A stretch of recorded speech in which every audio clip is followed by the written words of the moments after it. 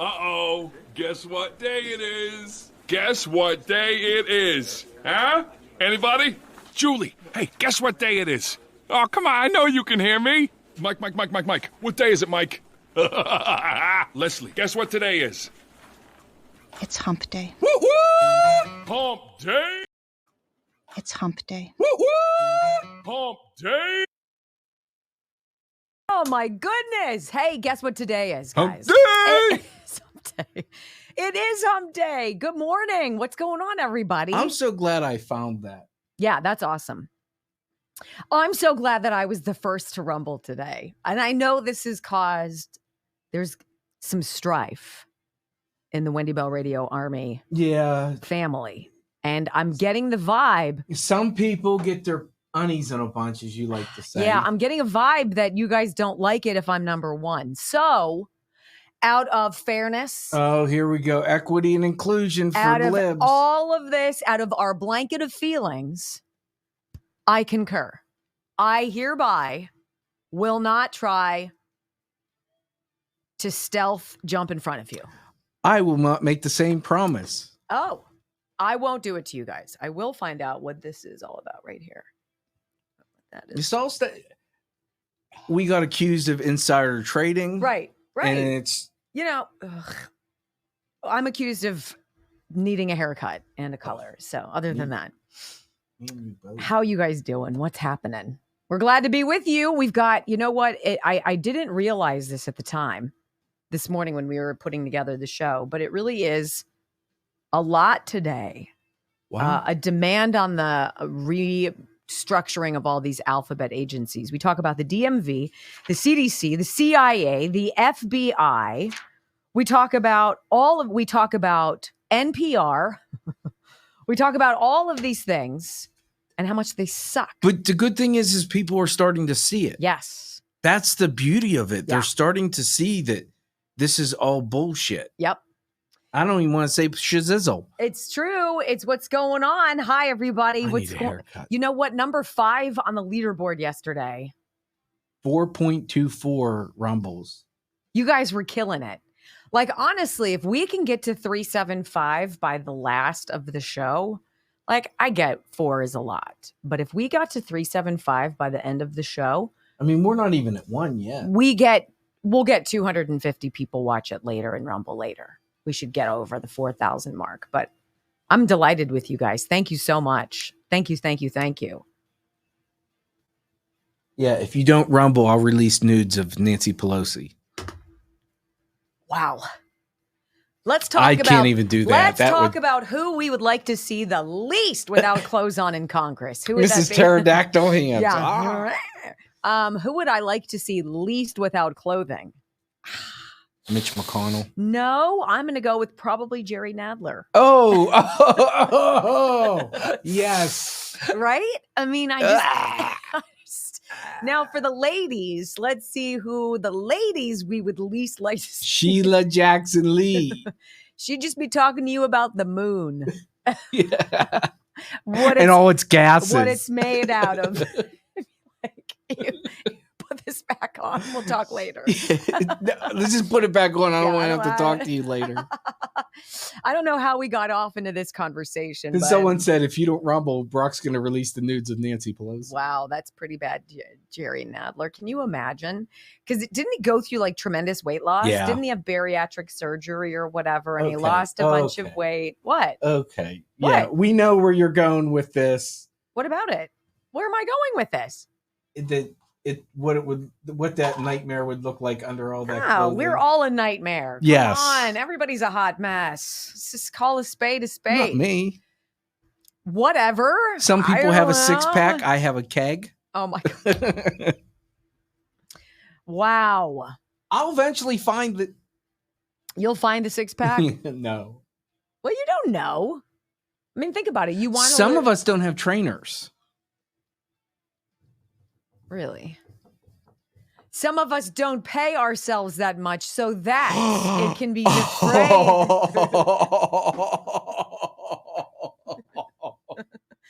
Shut up. You know what? I've had about enough of you. We haven't even gone on the air yet. Fired. Fired, and You're fired. There you go. Good. Now you'll be able to afford your trainer. Yes, I can. I can go now 4 days a week. I'll be ripped. Mm-hmm. My health isn't important to the company, is what she's saying. Oh, my God. It's the way I'm taking it.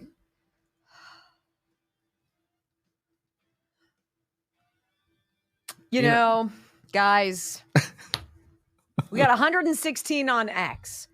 It's all about Wendy Bell. Welcome, Twitter. Why do I have to go to the bathroom again? God bless America. 8 cups of coffee. It was only really 4. It's good coffee. Crescent Mountain coffee. It's good coffee. Once you have it, you won't go back. It's kind of like me. Once you're you'll never leave. 5, 4, 3, 2, 1. Welcome to your daily dose of facts to fight off the liberal gaslighting. You can be in the middle of a hurricane. You have sanctuary in the city of Chicago. Or you can be on a calm day. North is still north. You could be in a thunderstorm. We are not going back, not ever. North is still north. People can yell at you. The hell with the Supreme Court. We will defy them. North is still north. It doesn't change fundamental things. And in this business, right is still right, even if you stand by yourself. We don't get fooled again. No. Live across the fruited plain and from sea to shining sea, we're converting the Marxist left 1 hour at a time on the Wendy Bell radio program.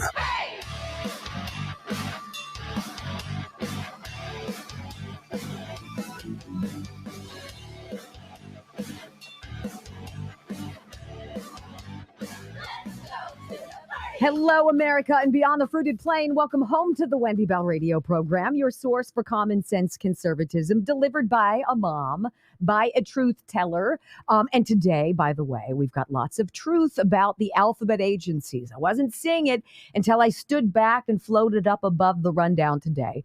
And I saw really what is being called for, and that is a complete dismantling and restructuring, reimagining of almost every single alphabet agency in America today. We're going to hit a couple of them. I got great audio sound bites for you. Brock has been busy all morning long, cutting up the sound so we can give you the truth. If you're new to the show, Wendy Bell Radio Network is our app. You can follow along on the live video stream, join the chat, join the Wendy Bell Radio Army. We are growing every single day. Just keep coming back, and maybe next time bring a friend. Welcome home. I pledge allegiance to the flag of the United States of America and to the republic for which it stands, one nation, under God, indivisible, with liberty and justice for all. Amen. I had a very interesting and unexpectedly joyful afternoon yesterday. My middle son, Ryan, 18 years old, graduating from an all-boys Catholic high school here in literally 4 weeks, 5 weeks, whatever it is, decided he was going to try out for the tennis team. Never seen the kid hold a tennis racket. Never seen him play in my life. I know he's goofed around at the park with friends. Some of the girls he is close with would go up with him, hit the ball around. He decided to come home one day, and he said, you know what, after Christmas break, he said, Mom, a bunch of guys in my class and I, our friend group, we're gonna try out for the tennis team. And I'm like, well, that's interesting. Do you know how to play tennis? And he's like, whatever. It'll be fun. We'll see. Whatever. What do I have to lose? I'm like, I like it. So as the tryout came, none of the guys tried out except Ryan. They all bailed. And he's like, well, I want to do it. So he did, and he made the team. I was like, wait a minute. You made the team? And he's like, I made the team. I'm like, you made an all-boys Catholic tennis team. He said, I did. Great. He says, do you think we can go out? I got an old racket from grandma. Do you think maybe we could go to the sporting goods store and maybe just get a new racket? I'm like, yeah, we can go do that. So we did. And he started practicing with the tennis team. Then he came home and he told me he was the captain of the tennis team. And I'm like, what? How did that even happen? You don't play tennis. There are kids on the team who've been on the team since freshman and you're the captain. He's like, yeah, I know. Okay. Well, have fun, son. Great job. So yesterday afternoon at our local park, the tennis team was having its quote unquote senior night. It really wasn't a senior night. It was just an excuse for my son to get my husband and me to watch him play tennis. And we did. Now, I had no idea what to expect. I'm like, are these guys like serving aces? I mean, are they good? Like, how talented are these people? I was kind of tingly, like not sure what to expect. Ryan hasn't talked about how he plays. He comes home and he says, well, we won or we lost. He plays doubles. He's tried to play singles, whatever. So I go up with Joe yesterday. We're getting all ready. And it is tennis. I will say it's tennis. It's not about necessarily excellent tennis. It's about enjoying a game. It's about just getting the ball in the box. It's about not getting the ball out of the box and laughing and playing and getting better. Literally, that's all it is. It ain't about, we lost or woo, we won. It was honestly boys from two different schools understanding the decorum and the dignity in the class of the game as gentlemen shaking hands, doing this, whatever. I have not had that much fun watching mediocre tennis in all of my life. Nobody took it too seriously. Nobody got upset. Nobody was arguing. It was a beautiful day. The trees around us are blooming. Allergies triggered. Let's go. Even better, the boy on the opposing doubles team, one of them, had only one arm. I kid you not. I'm like, tennis. You're playing tennis with one arm. And he was the best player on the court. The kid was. Now, they didn't make all sorts of special accommodations for him. He wasn't a victim. He wasn't asking for extras. They just said, hey, if you hit it within this boundary on your serve, we're good to go. We want to play. We're not going to try to point, snub you or anything. We're not going to call weird calls. Let's play the game. God, I miss that. If only we had that in our government. You have people playing against each other, ultimately for the same purpose, ultimately for the same love of the game. It's tennis. Why don't our lawmakers play for the same love of the game, which is America?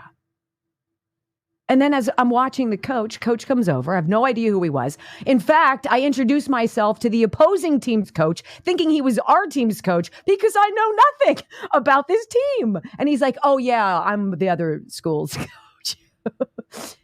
It was so lovely. Nobody was expecting anything other than enjoying a couple hours, running around, making some good shots, making some lousy shots, laughing it off, being good sports, and living life. And the coaches didn't meddle. They let the boys play. When there was an issue about rules because they went to extra whatevers, the coach came in and said, this is how it works, taught all the boys how to do it, and on they played. Why can't we have that? Why can't we have that in our government? Why can't we have leaders, representatives, who, yes, are different because they might represent different sides of something, but who actually work together against each other, but with each other for a greater good? Because everywhere I look in the news today, and we're going to walk you through these stories, it's about fraud. It's about corruption. It's about darkness. It's about propaganda. It's about coercing you. It's about forcing you down a path and manipulating you for a desired end. And the desired end isn't America. It is singular individual greed. That's what's fun about the tennis team. Yeah, you're an individual athlete. Yeah, you want to do the best you can do. Yes, you want to win your match. But you're part of the team. And the team's overarching objective has to supersede your individual one. It's a victory for the school. Not yours, everyone's. And I sat there and I, of course, wish I could just watch tennis and not analyze or create an analogy of where we are, but it was right there in front of me. It's so simple. And here are 16 and 17 and 18-year-old boys and young men figuring out what we have all mucked up, allowed to get all twisted and bent out of shape, and have become too lazy, complacent, or complicit to fix. And we're at an impasse. Because the team ain't going forward and getting the victory if we don't reimagine some of the players. If we don't look at our CDC and FDA, our FBI and our CIA, if we don't hold the players who've pretended to have our best interests at heart, if we don't hold them accountable, if we don't reimagine what they're doing and how they're playing, we're not going anywhere. That is where we are right now. And every single one of us, as the scant parents who were up there at the field or at the tennis courts yesterday in the park, were witness to. We can't be on the sidelines anymore. This is not a spectator sport. Saving America is not something we do through a window. It's not something you do quietly at home, mumbling to people close to you. It takes action. It takes training. It takes mental and physical fitness. And beyond all other things, it takes honesty. We need to carve out the people who don't represent us. We need to bring forward people who do. And that is why what Donald Trump said the other day when he was making his statement about abortion, saying, look, I'm not wading in on this. This is something for you individual states to decide. He said very clearly, we must win. We must win. We don't want to tie. We don't want to lose. Because everything is on the line. And you're going to hear that urgency today from whistleblowers, truth tellers, honest journalists, and the like. We've got it all for you teed up next on the Wendy Bell Radio Network.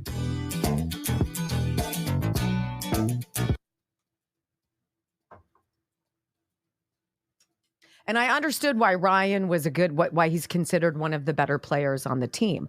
He's not skilled enough to be dangerous, like to be bad, right? When you have skill and speed and all that, you can go haywire. He's just trying to get it over the net and into the right spot. So they're not like cutthroating, right? It was awesome.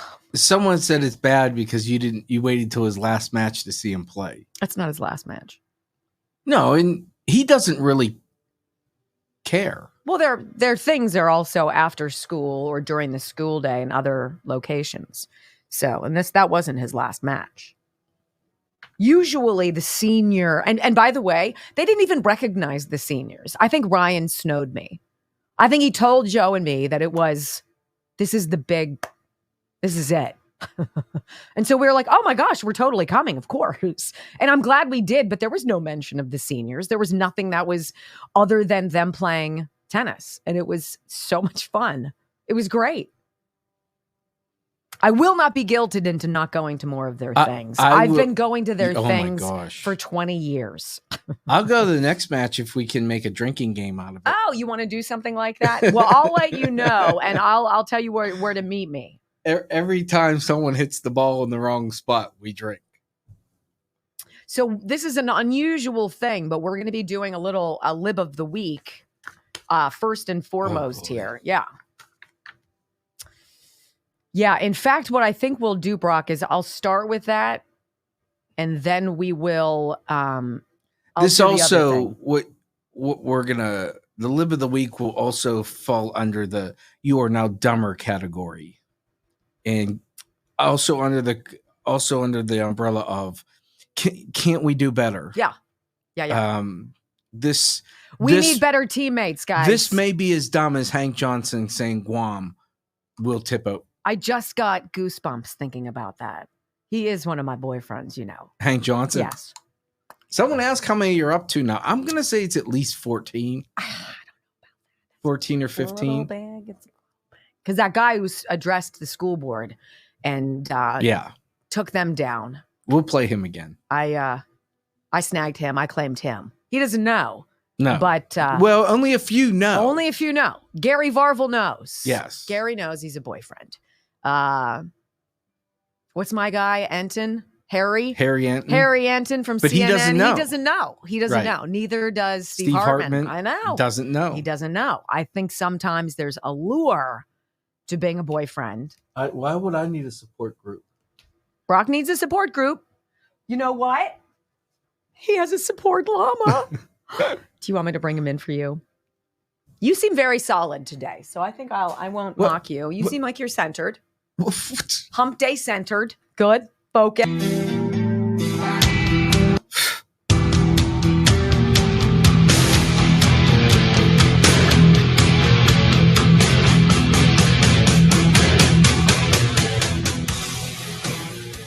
Well, now we have kind of a dual action final segment before the break here. Now, it is both Lib of the Week and You Are Now Dumber rolled into one.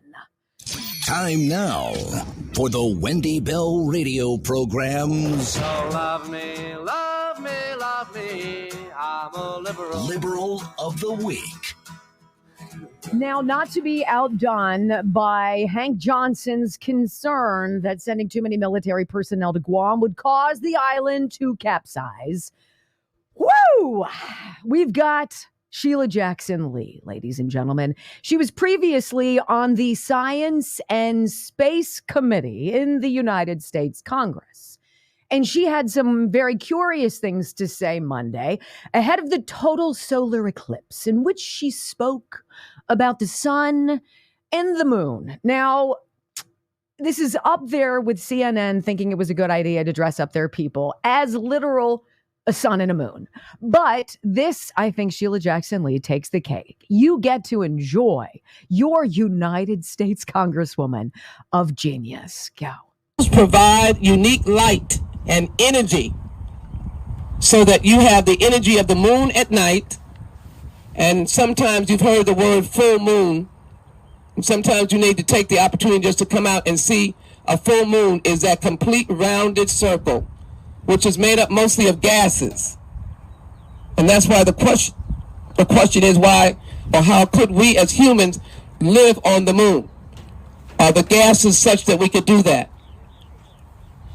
The sun is a mighty powerful heat that is almost impossible to go near the sun. The moon is more manageable, and you will see in a moment, or not a moment, you'll see in a couple of years that NASA is going back to the moon. I saw a tweet that said Icarus must have got his directions from her. Oh my goodness. The sun is hot. The moon is not. You don't want to go too close to the sun because you'll burn to a crisp.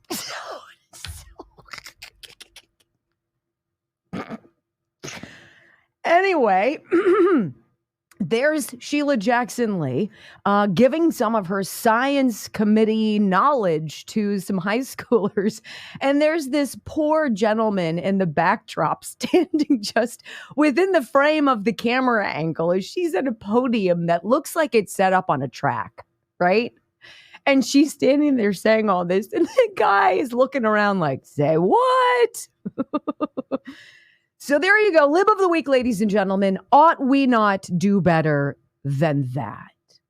Do you not believe that there are better, smarter people that we could have on our team or even go up against? Because nobody likes to play down, right? You don't want to play down to your competition. You want your competition to elevate you, to challenge you. Sorry, that's not happening. Now, before we wrap up this particular segment, I wanted to bring something to your attention. This is obviously personal to Brock and to me. We live in the Commonwealth of the land before time, Pennsylvania, of course, and our governor decided to, not that long ago, initiate this, what he thought was this really great idea that when people go to the Department of Motor Vehicles to get a new driver's license, to renew said license, get an ID card, even though we know that doing so is racist, he thought that it would be a great idea for there to be automatic voter registration. And so there's, kind of worried about that, right? If you're going to automatically be registering people to vote here, what do you think the numbers are, Democrat, Republican, Independent? Well, Town Hall has this very interesting article. I'm just going to read you a snapshot of it. The headline is this, which caught my attention. Democrats should be jittery about Pennsylvania voter registration trends. Now, if you scroll down to the numbers, here we go. When social issues such as gender politics and a wide open border became part of the Democrats' party platform, these issues became bridges too far, apparently, for quite a few Pennsylvanians. Blue-collar voters became willing to leave the party altogether. And you're saying, wait, what? Especially after Democrat Governor Josh Shapiro made it efficient when he implemented a new measure that allowed residents getting driver's licenses and ID cards to opt in to voter registration. So what about the numbers? How many have registered? Well, what does this look like? Despite Republican lawmakers belly aching about Shapiro's move, in the first month alone, 3,194 Democrats, 4,052 independents, and a whopping 7,657 Republicans have registered. Now, even my rudimentary math skills tells me that as many Republicans registered in the state as Democrats and independents together, and even independent registrations outpaced the Democrats by nearly 900,000. In July of last year, just in Pennsylvania, Democrats held a 480,000 voter registration advantage over Republicans. But by October 10th, that margin had fallen almost 40,000. And that trend has continued in the months since, down now to just 397,000 voter advantage in Pennsylvania. Ladies and gentlemen, it is happening. People are awake. They are done. They are changing. They want change now. This is very exciting, particularly as we open the door to the next story. It is a very curious and infuriating op-ed written by Kentucky Senator Rand Paul about COVID and what the agencies that run this government knew and when they knew it. Wait for it. Next on the Wendy Bell Radio Network.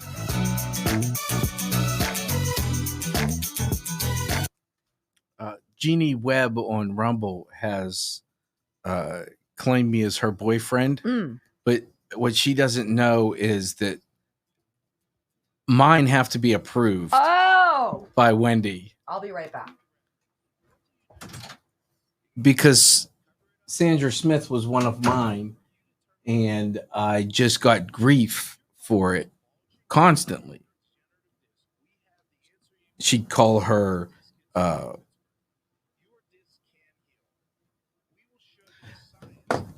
names, and she would badmouth her. So Jenny, I'd take you, but you got to get through the boss. Don't forget to send your bad jokes, wbrbrock@gmail.com. Good news, Wendy Bell Radio @gmail.com. How about Sheila Jackson Lee? And she's not even just an idiot. She's an idiot on a committee that deals with science and data. And these idiots want us to sit here and say we're not following the science. She needs an education. Take one class to learn about the moon, for God's sakes. But they just keep talking. And we just keep shaking our heads. Texas, you can do better. Even if a better Democrat, even. Let's not even say you need to vote Republican. You've got to be able to do better for the Democrats. If this is all you have, we might have already lost the fight in Texas. Just between her and Hank Johnson and Jerry Nadler's no brighter than anyone else. It's just, I'd love to, you know what we should do? We should have these people have to go on that game show. Are you smarter than a fifth grader? We could even make it worse. Are you smarter than a fourth grader? Maybe that's the test. Maybe that's the test to get into Congress. We'll make a game show out of it. And they go on, do you have to be smarter than a fifth grader? And if you can't pass the fifth grade test, you are not allowed to run for office. Hank Johnson would have been weeded out of that. Oh my gosh. I'm saying 40% of Congress is probably be weeded out. You know, I love talking about this sponsor who has come back to us, donewithdebt.com. Donewithdebt.com. Write it down. It might not apply to you right now, but it might apply to somebody in your life.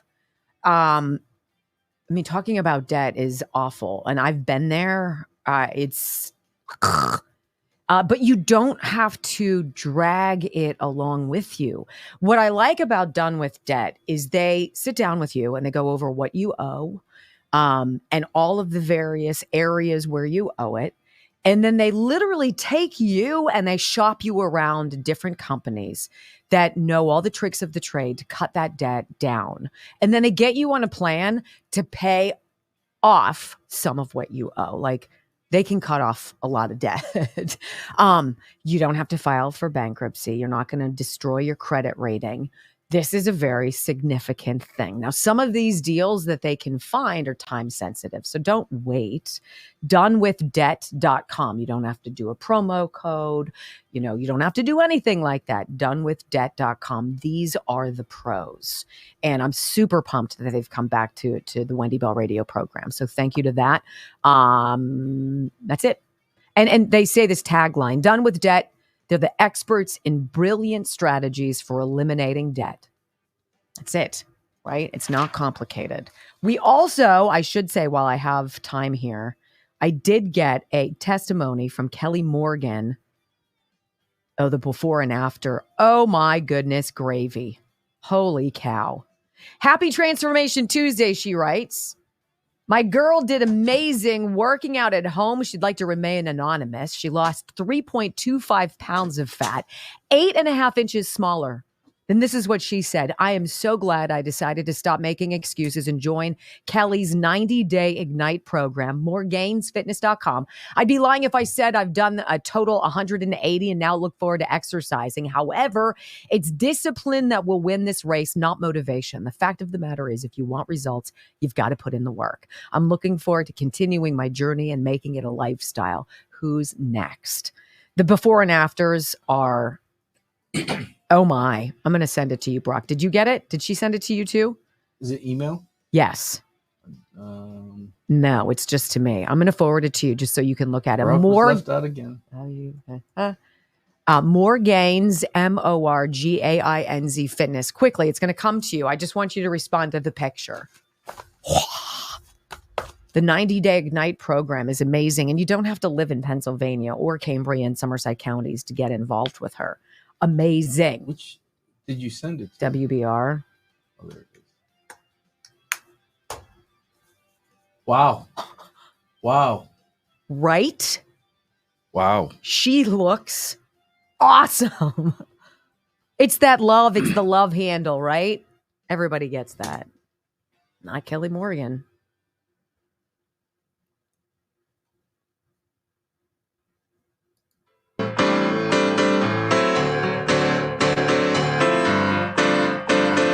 Welcome back to the Wendy Bell radio program. You know, there is a fine line, I feel, in most of broadcasting, but I have a very interesting opportunity. Sitting behind this microphone and being able to communicate with you guys 3 hours a day, it's a lot longer than most people in media get to chat with folks. It's ad lib. It's off the cuff. I have a plan. We have a strategy. We have an idea of where we're going, but a lot of it comes out on the spot. And one of the challenges is not to harp on something or beat it into the ground too much, because I know it gets old. Something that we can never grow old of or weary of talking about has to be COVID-19. It absolutely must be.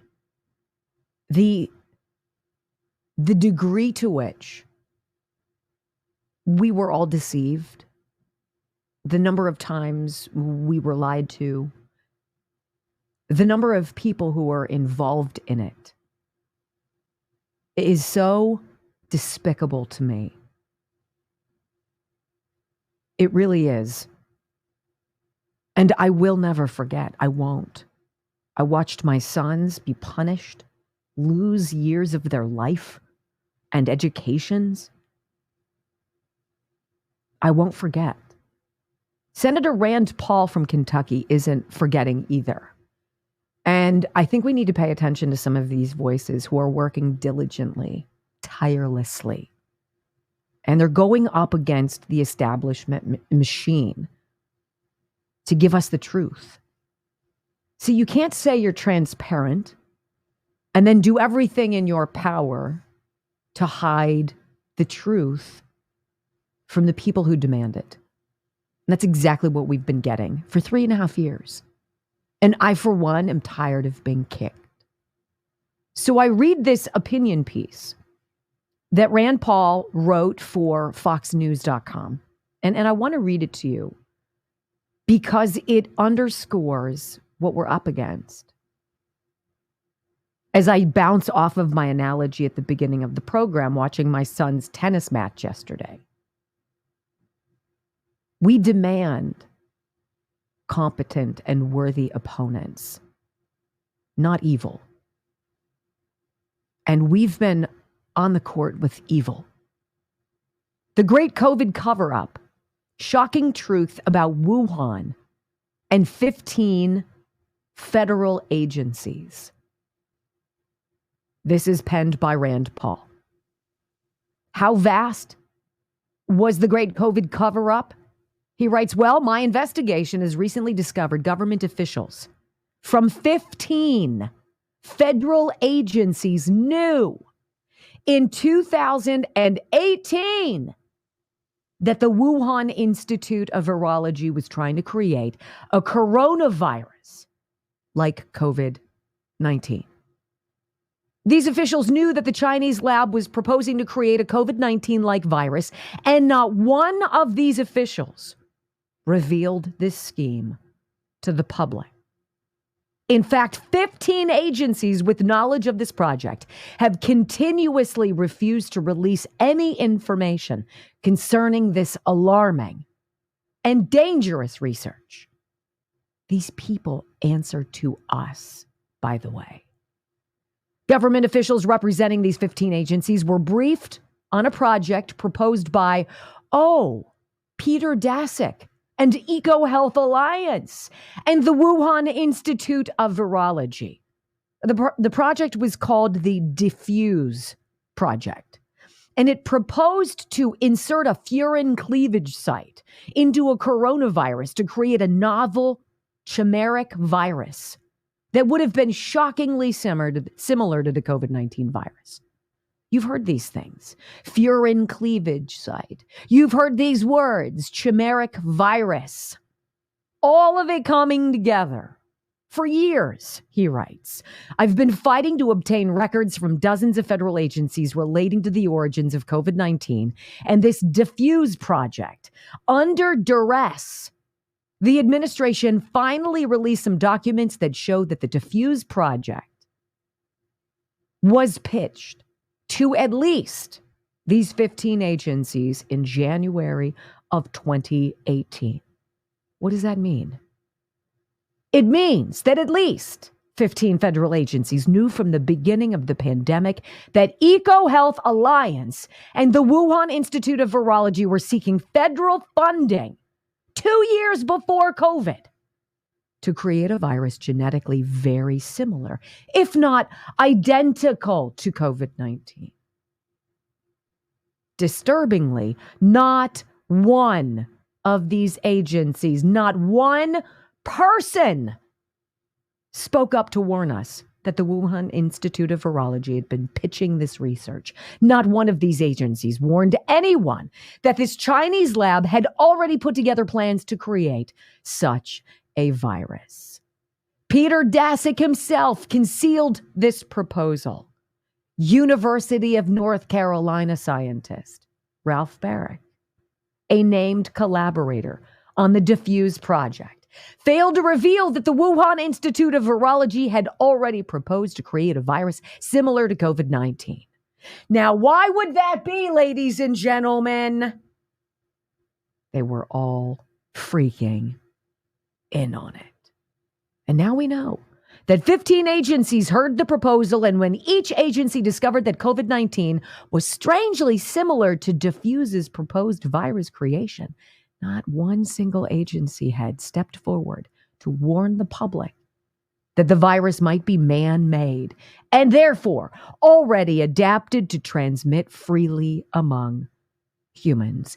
And not surprising to some of us, Dr. Anthony Fauci's National Institute of Allergy and Infectious Diseases was not only briefed on Wuhan's desire to create this virus, NIAID was actually listed as a participant in the initial Diffuse pitch 2 years before COVID. Fauci's Rocky Mountain Lab, we told you about that, was named as a partner alongside the Wuhan Institute of Virology in its proposal. Fauci lied. People died. These documents also reveal that a scientist whose lab had received millions of dollars from EcoHealth was also part of the original plan to create these chimeric coronaviruses. This researcher, Ian Lipkin, also later became one of the authors of Proximal Origins, a journal paper commissioned by Fauci and the National Institutes of Health head Francis Collins to throw shade on anyone arguing that the virus might have come from the lab. Ladies and gentlemen, these are the two dirtbags that said there must be a swift and devastating takedown of the Great Barrington Declaration, that argued for basic common sense. If you don't have to go out, don't go out. If you have to go out, be careful. Let kids live. Let's protect the elderly and the sick. You know, stuff like that. Shh. This guy pushed out a paper funded by Fauci to create another hypothesis, another theory, another dark hole to go down. Millions of people died because of COVID-19. We now know that over 15 government agencies, as well as the investigators, Peter Daszak, Ralph Barrick, Ian Lipkin, and scientists at NIAID's Rocky Mountain Lab all knew about the Wuhan Institute of Virology's desire to create a coronavirus with a freaking furin cleavage site, a virus pre-adapted for human transmission. And they tried to tell you it came from a freaking wet market. Not a single person spoke up. We only know of this Diffuse proposal, Rand Paul continues, because of a whistleblower, a brave Marine, Lieutenant Colonel Joseph Murphy, who came forward with the truth. Likely hundreds and hundreds of people in the government knew of this proposal to create a COVID-19-like virus, and virtually every single one of these people chose to keep quiet, to obscure, and ultimately to conceal information that might have saved lives by letting the world know. This was no sleepy animal virus with poor transmission. It was concocted on purpose. You paid for it, not just with your money. with your life years.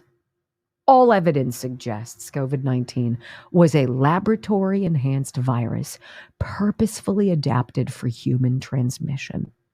And he concludes with this, which I dare say doesn't go nearly far enough.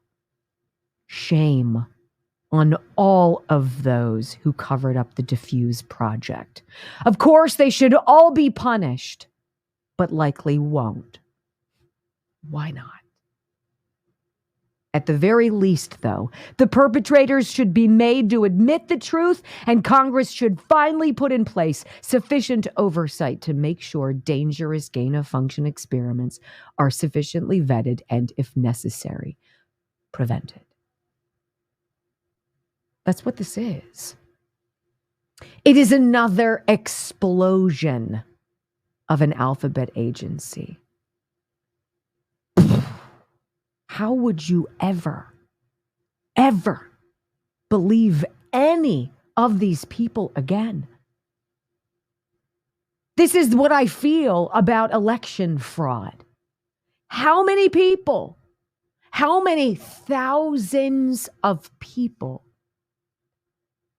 from governors to secretaries of state, to elections officials, to the people at the polls, to the judges refusing to hear their case. How many thousands of people knew all about the suck of 2020? And they sat on it. Beyond that, they went after those of us who knew, who dared to speak up, who dared to hunt for the truth, to post about it on social media. They stopped at nothing to stop us. And sitting in jail right now are hundreds of innocent people thrown away while the true evil out there walks freely among us and collects their government pension. Enough.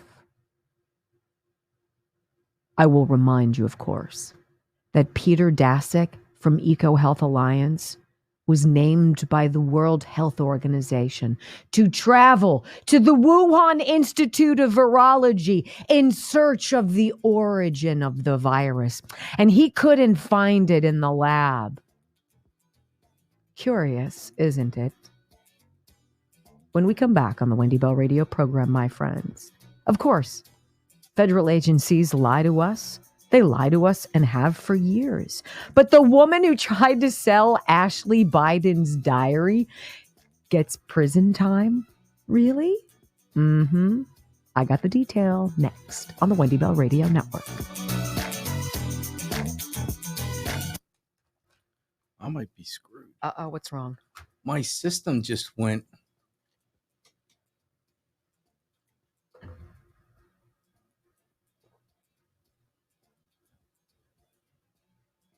It just went back to April. Let me see if. While Brock is working on that, I want to talk to you quickly about the Disc Institute of Pittsburgh. You know, I ask our sponsors who do things that get testimonials from patients, tell me what people say to you. Because marketing for most of these businesses is, hey, we all obviously want to know if we helped you and help us make things better. The reviews I get from the Disc Institute of Pittsburgh are phenomenal. And I think there's just a sheer joy and appreciation by people who have been told they probably need spinal surgery to fix a degenerating disc in their back or neck, to be told, you know what, before you do that, go to this guy, Dr. Richard Rafferty at the Disc Institute of Pittsburgh, and go through his treatment protocol called intradisc nutrosis, because it's very possible that you can grow that disc back, that it can regenerate and ease the pain that you're feeling. Thousands upon thousands upon thousands of people have had successful treatment, and their reviews are stunning. 5 stars. Changed my life. PittsburghDiscInstitute.com. Ask about intradisc nutrosis. Ask them, is it really 98% successful? 412-906-9600. 412-906-9600. It makes me very angry to read about Fauci and all of these people. I can tell you something to make you happy. Yes, sir. At 9:43, we hit 2K, which is phenomenal. I'm wondering, we're at 2.09. That is so great, you guys. 12-3. That's fantastic. I was saying while you went to the bathroom that you have to approve. Do I get to keep Jenny Webb as a girlfriend? Because she wants... Yeah. I think asking for it's kind of desperate. Well, I said you had to be approved. I don't really know this person. You don't know Sandra Smith either. You want Sandra Smith? No, because you've obviously protested that enough. Well, she's a hack. So I don't even know her. I think you can do better. I know what I need to know about her.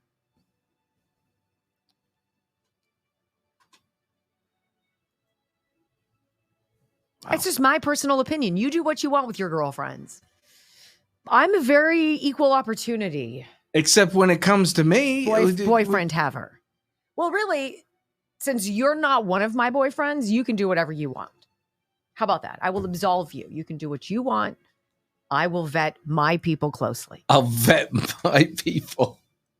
Let my people go.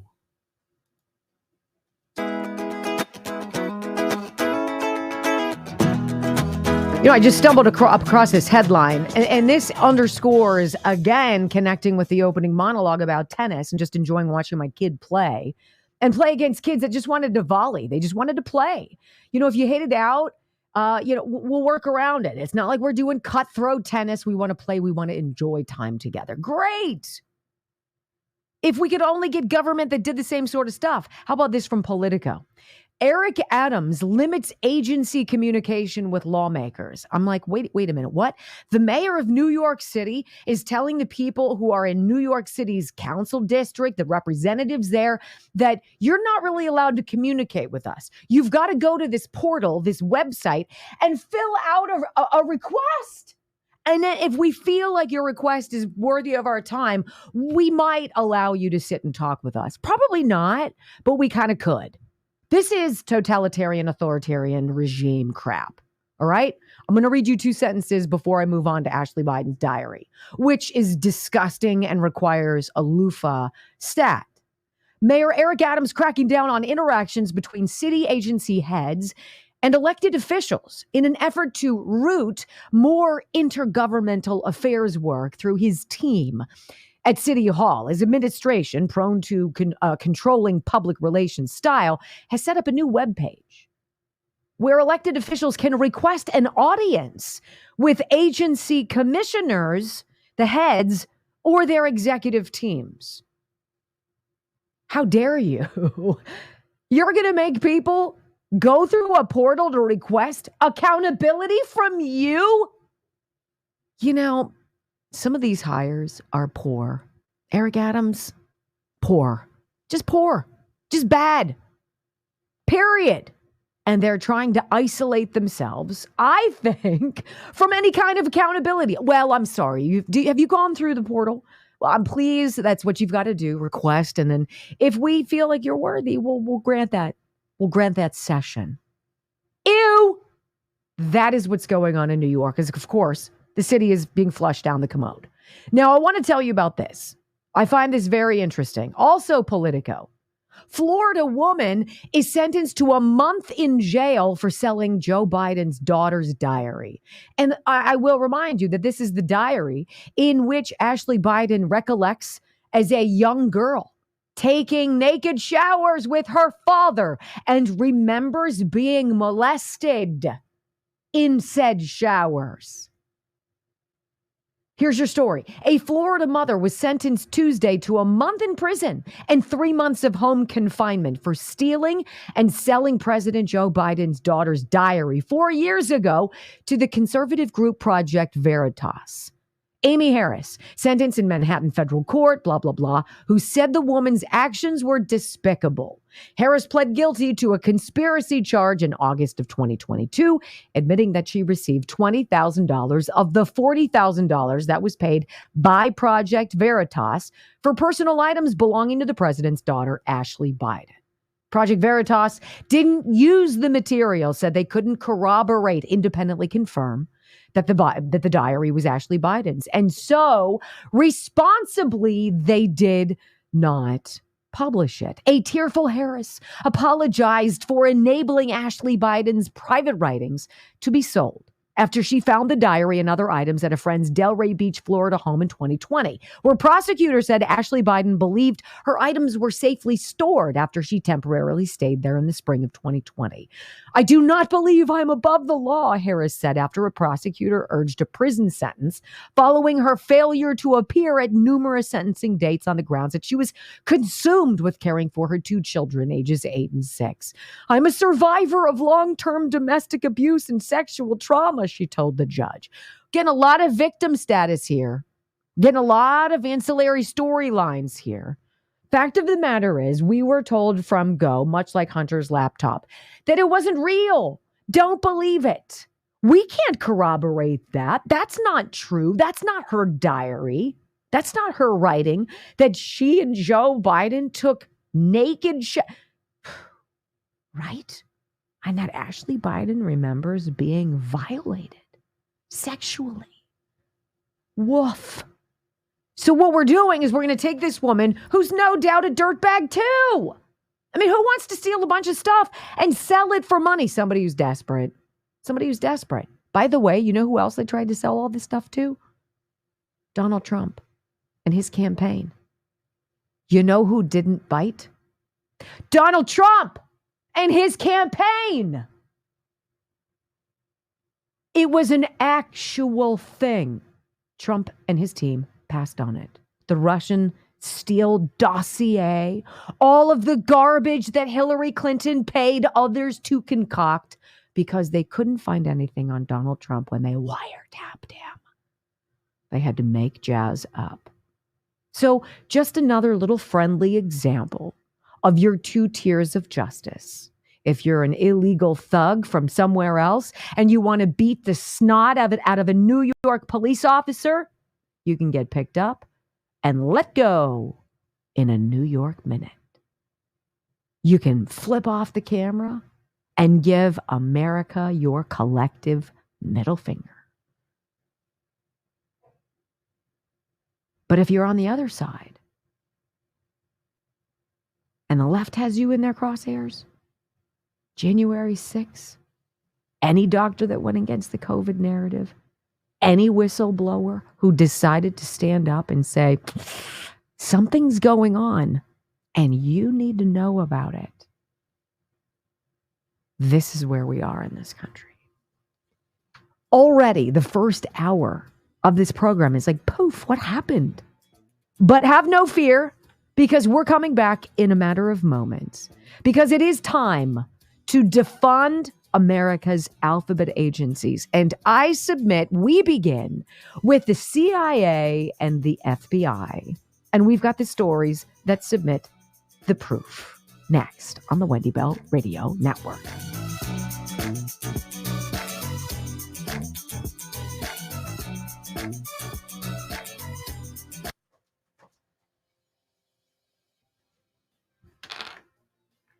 Starting.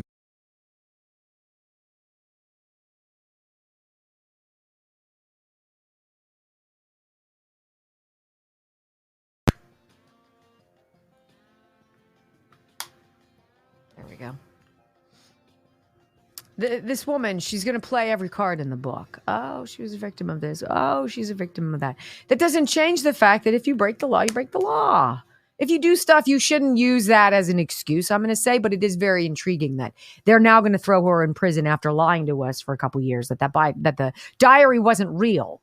Well, you don't raid Project Veritas. You don't raid James O'Keefe's home. You don't take all of his phones and his computer if it's not real, right? You don't take the laptop from John Paul McIsaac and then try to make his life miserable if the laptop isn't real. You don't go after Rudy Giuliani and all of the people from Marco Polo and Jack Maxey and all these other people if it's not real.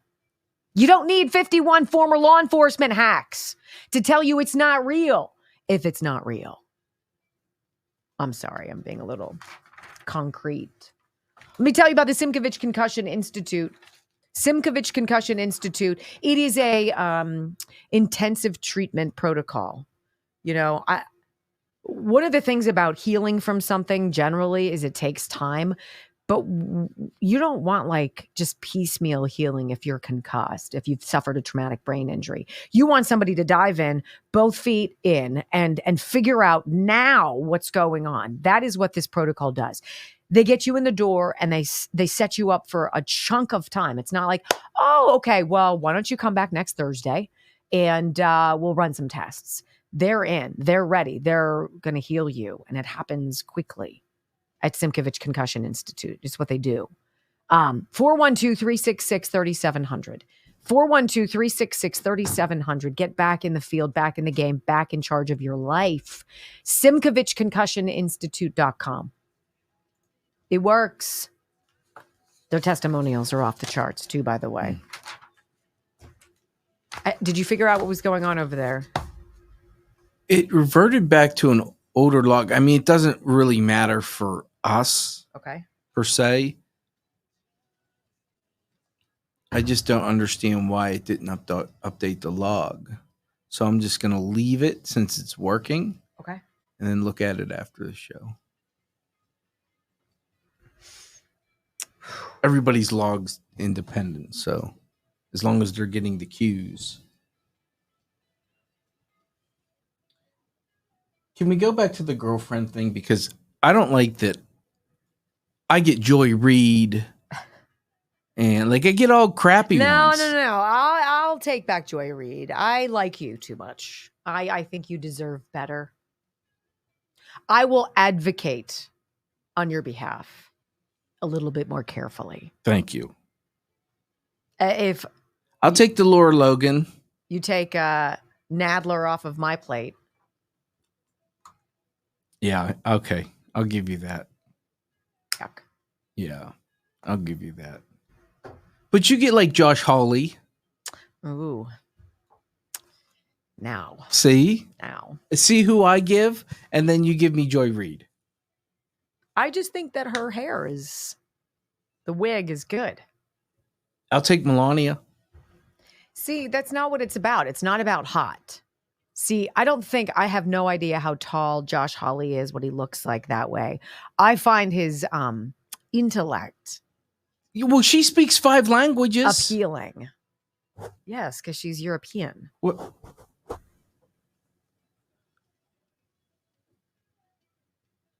You just want the hot chicks. Just say it. You just want the hot chicks. Like, whatever. I'm not about the superficial.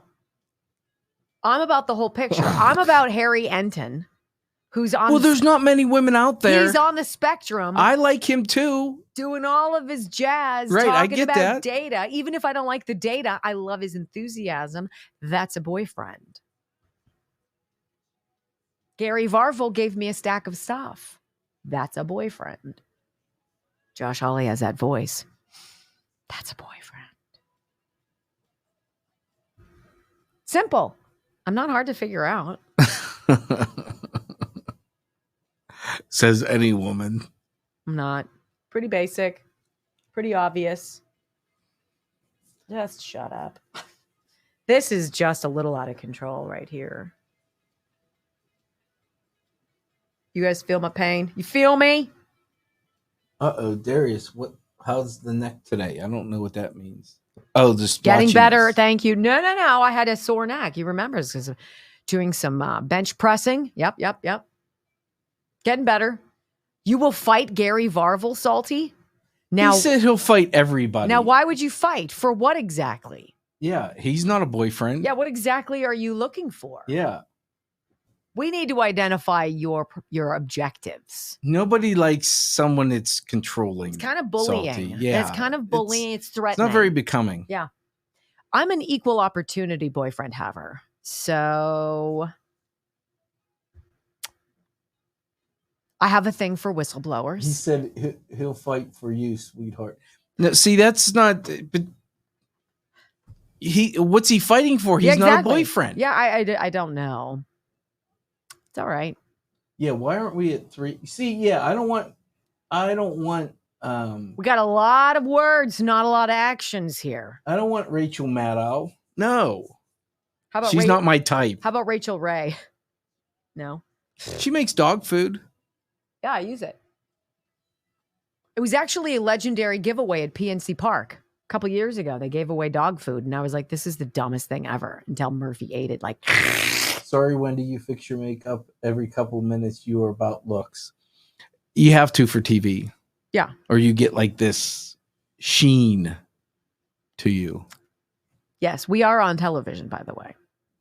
So. Indeed, I do. And I like bright lipstick.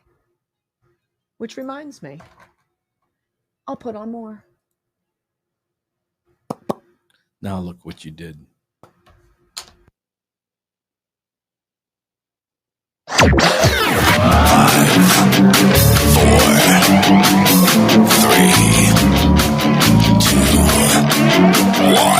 Wendy Bell. Inspiring solutions to save America, one show at a time.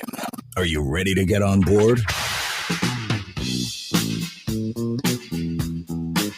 They believe that they can destroy this bond that exists between you and Trump if they somehow make Trump look bad, make Trump look like a reprobate, embarrass you about Trump. They can't do it because you came before Trump. Desperately want Trump gone, and I know that they desperately want it codified, that Trump cannot run again, because make no mistake, they remain scared to death of you, and they remain scared to death of Trump. Trump, 75 million, 80 million votes. And I'm going to tell you, you're not going anywhere. Even if Trump does, you're not. Which I think remains one of our big campaign strengths going forward. They can't separate you from Trump. And more importantly, they can't separate you from the ideas. They can't separate you from MAGA. They can't separate you from Make America Great Again. From sea to shining sea, 3 hours of bold truth and excellence. The Wendy Bell Radio Program.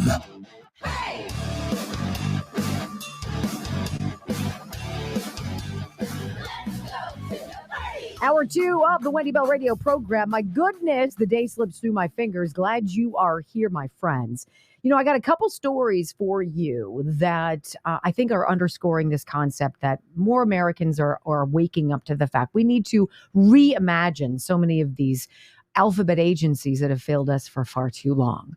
It's not new that the FBI is corrupt. It's not new that the CIA wages wars in other countries and meddles in elections.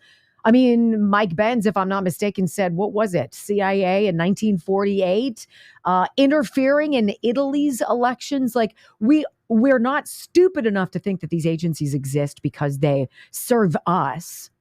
And that needs to not be acceptable. The same way I say, don't ever forget what Rand Paul just said. That at a minimum, through his research, through his dogged demanding of materials from these agencies, at least 15 government agencies knew 2 years before COVID that the Wuhan Institute of Virology was fiddling with the coronavirus to make it more deadly. They knew. They said nothing. Well, that's not good enough. It's not okay that the FBI goes after our own. It's not okay that the CIA thinks that they can put anybody in prison. All they have to do is set the trap and work backwards. Don't take my word for it. DailyWire.com headline, CIA officer admits to undercover journalist that FBI agents attended the January 6th protest at the Capitol.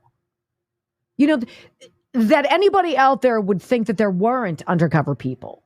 Because folks who are dressed in all black like ninjas, but who decide to put on a red Make America Great Again hat, aren't fooling us, right? Any more than these people like Peter Daszak with the World Health Organization, whose fingerprints are all over that freaking virus, being the guy who goes to Wuhan to investigate the lab leak theory. Yeah, we didn't see any evidence of it. I don't know. I think it's from nature. Like, we're supposed to take these people's words for it? Really? No! Of course there were undercover feds all over the place at the Capitol. They needed to create the waves of ire. Duh. Here's the story, Daily Wire. An official with the CIA told an undercover journalist that members of the FBI were in attendance at the protests at the Capitol on January 6th, also highlighting methods that intelligence agencies use to disempower political opponents. Now, wait a minute. The CIA isn't supposed to be only pro-Democrat. It's not supposed to be pro-establishment. It's supposed to be pro-America. Pro-America.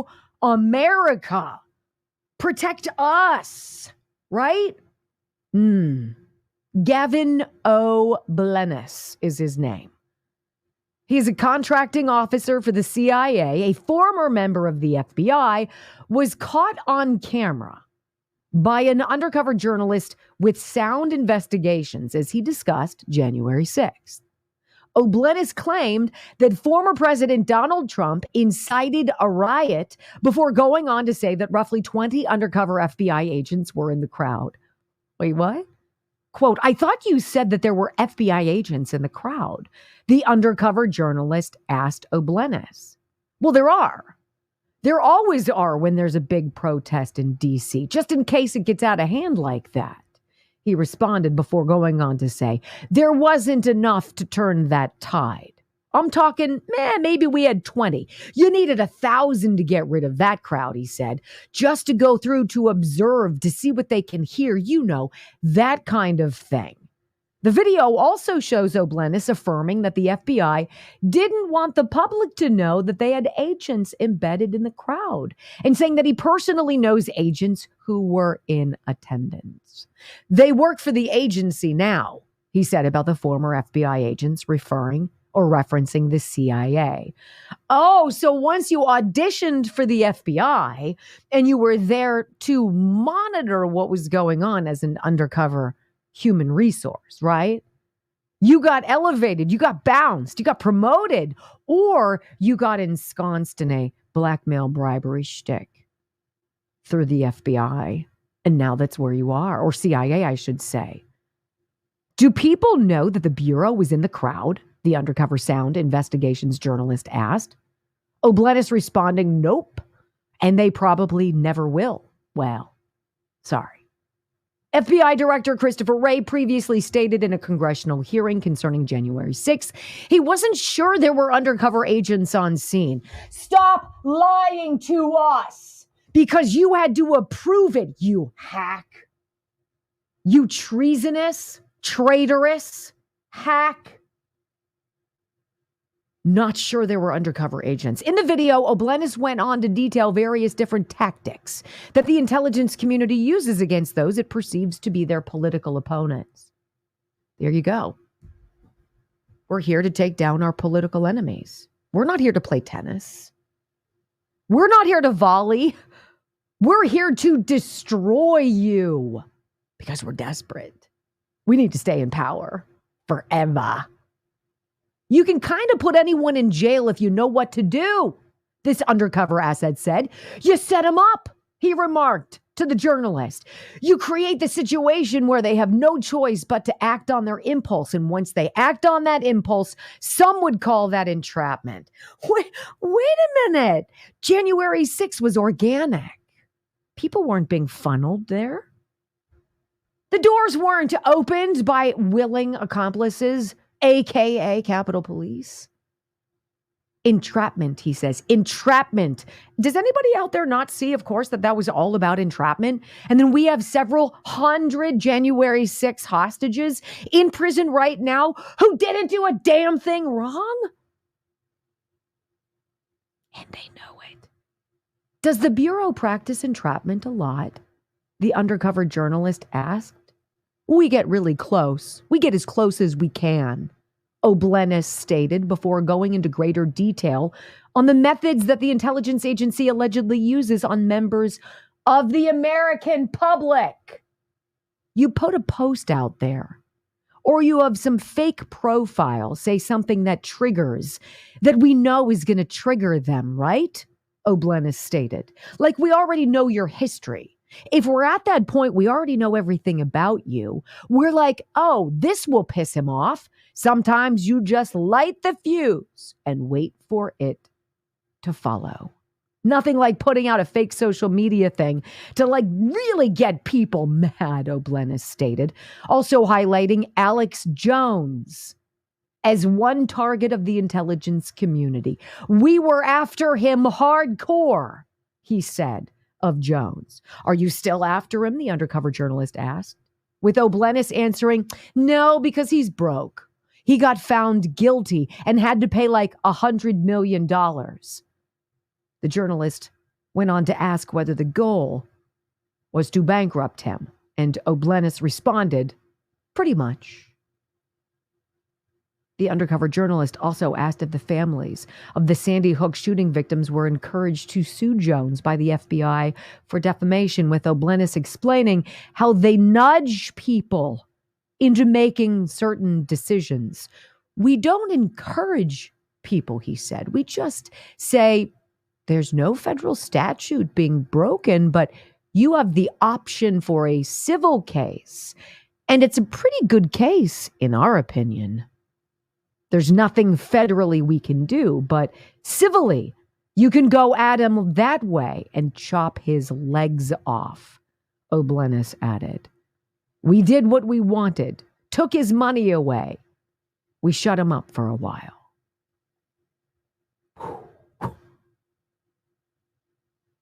Now, super scary version, I'm not surprised. Nothing surprises us anymore. All of the suppositions, the hypotheses, the chewing things over, the looking at the evidence and seeing the terrible, predictable propaganda news coverage of it. You'd have to be literally dormant. You'd have to be in hibernation to not be able to put it all together. And a lot of people are putting it together, which is a good thing. But ew! Well, coming up in today's Voting Has Consequences files, the far left media try to blame Trump for women getting sucker punched on the street by men. Have you seen this trend? Doesn't it sound like fun? I'm going to knock out cold some unsuspecting broad. How the Democrats are blaming Donald Trump? Are you out of your mind? No, not at all. Next.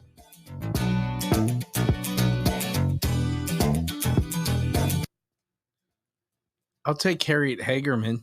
Oh, I like her. Harriet Hageman is awesome. She's badass. So I'm allowed to have her? And she wears some pretty bold jewelry. Not a big jewelry girl. Love her jewelry. A lot of turquoise.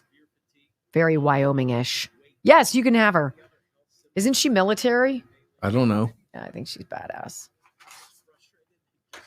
Hey, let me tell you about Texas Bullion Exchange. You know, obviously our money is not going very far these days. And I think a staggering number of us feel the squeeze about saving for the future. But the interesting thing is obviously the sooner you start, the better it is for you. Because the more your money can compound, the more time it has to do that. That's why I enjoy talking with Texas Bullion Exchange. I like talking to people who know precious metals. And it's not just gold rounds. They haven't sent me a gold bar yet, which is very disappointing. Gold bars, gold rounds, gold coins. Also, silver. This is how it looks. This is how it comes to you. Comes to you in this really beautiful packaging so that you can save precious metals personally in your hand with people you love, or you can get it into your 401k, your IRA through paper, right? You can share trades of this and buy blah, blah, blah. TexasBullion.com. These are my folks. These are my peeps. I trust them. 855-927-5557. 855-927-5557. TexasBullion.com. And if you buy a coin, a certified Texas Bullion coin, or many, you're going to get 10% off if you use my name at checkout, Wendy. That number, 855-927-5557. That's our phone number, so they know who you are when you're calling. I love them. They're great. Someone mentioned Alina Haba. Yes. I'll take her. See, she's got brains. But see, my boyfriends aren't really about politics. See, you're only going for the conservative ladies, who I believe are far more attractive than the liberals. So I understand it's your bias. Well,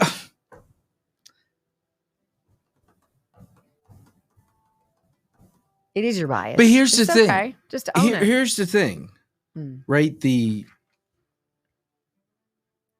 liberal women may be like physically attractive, but then they open their mouth and you're like, ew. You know, like there is nothing to ruin the attraction than somebody who's not very bright. Smart. Yeah, it's tough. So I am looking for the whole package. It just so happens that they don't really. Then what is Christina Bob then, besides my husband's girlfriend? Well, I can't claim her. Well, I mean, that's true. But she fits the. Oh yeah, she does. Military, freaking Marine, lawyer, badass, author, journalist, truth teller, gorgeous. God, I hate women like that. See, I love women like that. No duh. What? Really? What the hell? Why don't you? You know what? You're supposed to look out for me.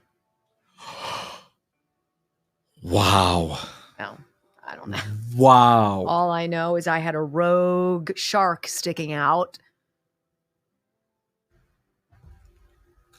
Very simple woman. I only ask for a few things. There is no such thing as a simple woman. Whatever. Away with you.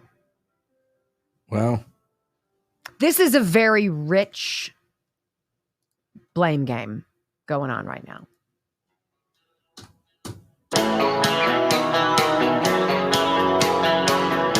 You know, the Uniparty establishment swamp has very few plays left, aside from ballot harvesting, cheating in elections, doing whatever, right?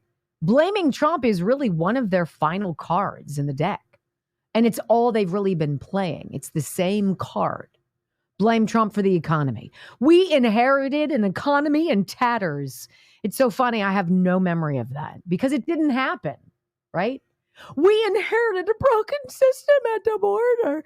Donald Trump did it. No, he was the one who was asking for like $6 billion to build the wall. And you refused because you knew what your plans were. This one is just rich. And it comes to us from Breitbart.com. Headline, Salon. Are you guys familiar with Salon? It's up there with your left-wing hack media. It's so just redundant, right? Salon is blaming MAGA for deep blue New York City men punching women in the face. Now, I had no idea this was a thing. Ew. What? Let's go.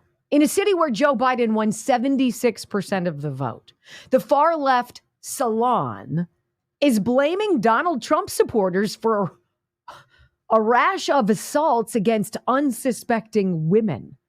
All across Democrat-run New York City, women say they have been sucker punched while minding their own business. In fact, it's so prevalent now that the corporate media are finally picking up on the story. It's amazing what it takes. Far left CNN headline, women in New York City share stories of getting punched out of nowhere by men. Who came up with that scintillating read? Far left NBC says, why are women getting punched in the face on the streets of New York? Where do you want us to begin? And how about far left ABC? 7 TikTok users punched in New York within 2 weeks, police say. These awful stories are everywhere. A young woman gets walloped while reading her phone or otherwise doing nothing provocative and then gets sucker punched. Then the sucker puncher runs off. Sometimes the injuries are serious. One woman ended up with a broken nose. So what the hell is going on? Well, normal people get it, right? You get it. I get it. Deep blue cities like New York do two things to encourage this. One, they allow the mentally ill to run crazy, run amok. And two, they've created a Wild West sense of lawlessness by refusing to enforce the freaking law. So why not assault a pretty girl? That'll teach her for not wanting you. Is this happening in Florida? No. Is it happening in Texas? No. Is it happening in where John Nolte, the guy who's writing this article, lives, a college town with thousands of attractive young women? No, it is happening anywhere. Is it happening anywhere where Trump supporters live and govern? It's not. Where the law is enforced, people do not such things. Do not do such things out of fear of the consequences. Where Democrats govern, there are no consequences. And what you get are dangerous streets where creeps and thugs believe they can get away with anything because they can get away with anything. And now far-left conspiracy theory outlets such as Salon aren't interested in protecting young women. Salon knows that in order to do so, it would mean admitting Democrats can't govern and that Republicans are once again correct about handling street crime. So instead, what do? Bing, bing, bing, bing. Yep. Get out the deck of cards. Salon blames these serial assaults against women in a city governed only by Democrats and populated 3-1 by Democrats on MAGA and Trump supporters. Here's a quote. These stories resonate as well because the nation is having a moment of increasingly unhinged male fury at women for daring to have lives that are centered around something other than catering to a man's every whim. Brock, did you read into that like that? Do you read into it that dudes just want to clobber women on the street because they're tired of women deciding to go out and have jobs and not pay attention to them? That didn't even register. Yeah, I had no idea where that came from. I didn't know if that was my 2X chromosome speaking. Thank you for the confirmation of the why. Unleashed, and this is what Salon writes, unleashed by Donald Trump and the MAGA movement, there's an upswell of loud male entitlement shouting at us from every corner. The rise of MAGA is fueled by misogyny. Do you know what I don't get when I'm around guys that have Make America Great Again hats on, or who have Free Trump shirts on, or who have the shirts from like Grunt Style that have the American flag on the sleeve, which scream to me, I am a common sense conservative who loves America. I get nothing but respect. I get nothing but courtesy. I get nothing but men acting in a gentlemanly, chivalrous fashion. That is what you get from conservative men. They open your door. They treat you well. They're there keeping an eye on things, making sure things are safe. Salon, that was a swing and a miss. But you can't bother us today because we've already known you've sucked for too long. When we come back, I will admit, in our race to the bottom, this does beat The View in the Now You Are Dumber files. Bird flu, it's not over yet, friends. Climate change caused by your genes, that might be worse, but just slightly. I got the story for you coming up next on the Wendy Bell Radio Network.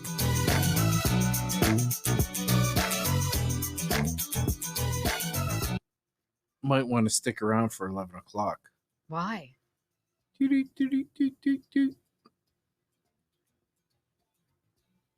Kelly feels like he's abandoned me. What's that? Kelly feels like he's abandoned me. He wants to be a boyfriend. No. Yes, he does. Kelly Pigeon, tell me, yes or no? Wow, he gets to choose? No, he's asking to be a boyfriend. I'll see. Someone said Carrie Lake. I definitely take Carrie Lake. She's fantastic. Again, all but conservative women. But I'm trying to think of like. Then you should also want Winsome Sears. She's badass. She is badass. I'd take her. I would take her. I'd take Mark Robinson. Although I don't think she's a Trump supporter. I don't care. Why? Why do you think Winston Sears is not a Trump supporter? I've heard her say it. Oh, whatever. She's allowed to have an opinion. I don't disagree. Right? Donald Trump's fault. My goodness. All right. Photoshop for your face, friends. I'm not fooling. It's real. I use it, and I use it every single day, and this is what it looks like. It's not a syringe. It's a little squirty. Hold on. There we go. And I go like this. A little bit more than that. And I put it on right here Poof. and right here. I will say it does. It makes a difference. It makes a difference. It has made a difference. Beverly Hills MD, Dr. John Lakey. This is his shtick. This is what he has made. It is a product that he lovingly refers to as Photoshop for your face. Brock has come up with his own story for it. He calls it what? The magic eraser. Magic eraser. It works. Okay. Now, if you go to bhmd1.com/Wendy, BH Beverly Hills MD1, bhmd1.com/Wendy, watch his video. Okay. You're going to be annoyed. Why do I have to watch a stupid video? And then you realize, this is why this product works and others don't. And then you'll say, I'm going to get me some of that. I will freely admit to you, I have absolutely no idea what it costs. I would pay for it though. I haven't, but I would. bhmd1.com/Wendy. I need people to throw names out that aren't political. Oh. Just common sense people. I would like to take, personally, one of my personal favorites. What's his name? Futsicles. Actor. James Wood. Thank you. You kind of claimed him yesterday. I know, but you know who? Beth from Yellowstone. Because she don't put up with any. Oh, she just made you revert back to your Zelianople days. She don't put up with nothing. No, I don't want Mercedes Schlapp. No. He's already with a woman who's got 5 kids. She has 5 daughters. Ugh. Can you imagine our families getting together? We are not at 3K yet. I know. I'm kind of disappointed. Got to be honest with you. I have big expectations for you people. I would personally, if I was Wendy, I would put Mike Rowe in that category. Oh. Yeah. Someone said your boyfriends are out of control. He's kind of a hottie. I like dirty guys. I like guys who get dirty, right? Get dirty, right? Who go create and fix and do and know how. Like that's think awesome. The common sense in him is just, he was talking about the trades before. Now it was cool to talk about the trades. And I love that show, Dirty Jobs. No, Paris Hilton. Ew. Alyssa Milano. Please. Even I could do better than that. What do you mean even you could? Of course you could. Yeah. Woof. So we've got a couple stories that I got to bring you because it's interesting to see the trajectory of how this has happened. I don't care if Beth is a libtard. I just like that she doesn't put up with any crap from anyone. But she sort of still has that, I don't want to say old-fashioned mentality. Oh, old-fashioned. You know? Wow. Where old-fashioned. The guy is still, she lets the guy be the guy, you know? Right. There are a lot of mixed messages out there among young men and women. What is his name? You guys all know who I'm talking about. Are these train station people? Yes. Okay. And is privately, he works with tunnels to towers, and like he's a conservative. Oh, and he plays somebody else. See, that makes a difference. Rip. Yes. He's a badass too.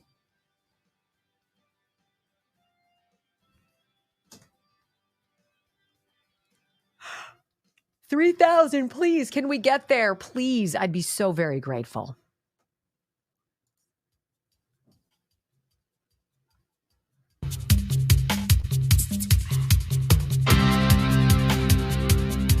You guys remember the Chinese spy balloon? Which one?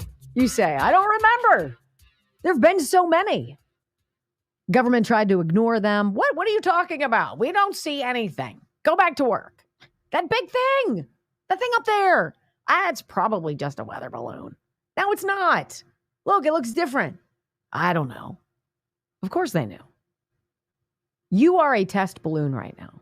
Right now, what we are all witnessing is them putting their fingers and their toes in the pool to determine if the temperature is right. Because they got to have something. There's got to be a diversion. There's got to be a distraction. There's got to be some danger.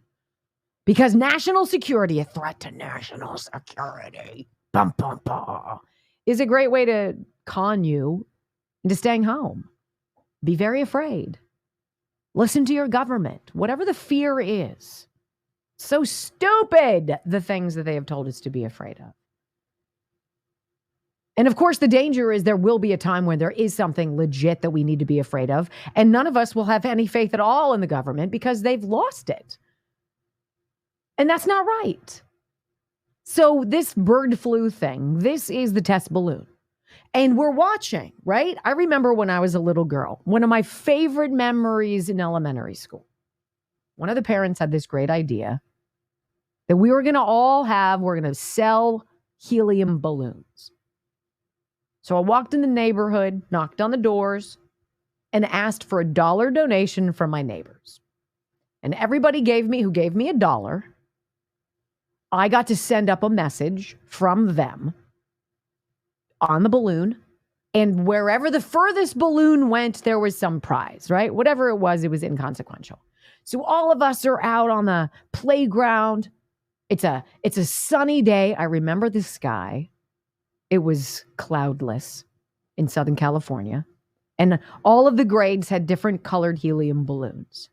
And we were going to do this big release. So what you did is you'd get the balloon, they blow it up, you'd write a note on it, tie it with string onto the balloon. 3, 2, 1, all of the balloons let go. And it's just a beautiful thing to see, right?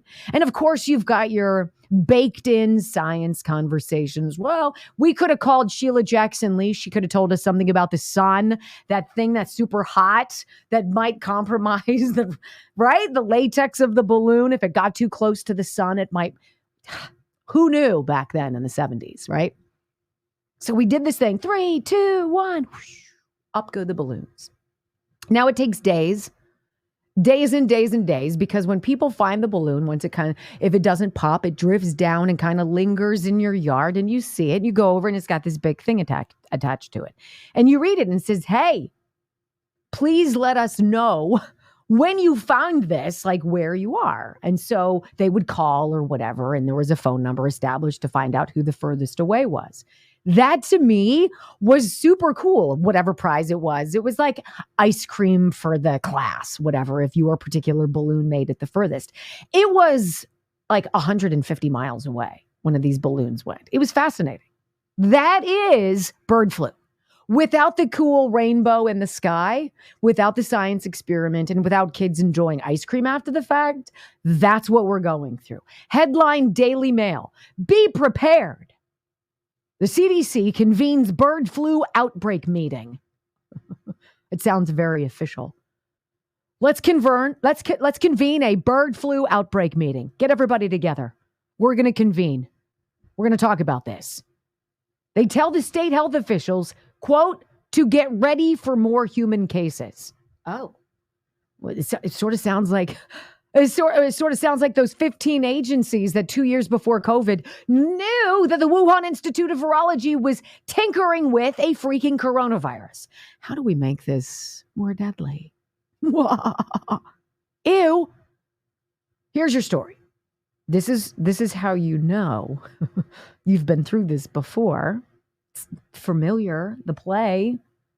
State health officials have been told to prepare for more human cases of bird flu amid fears that the virus could jump to people.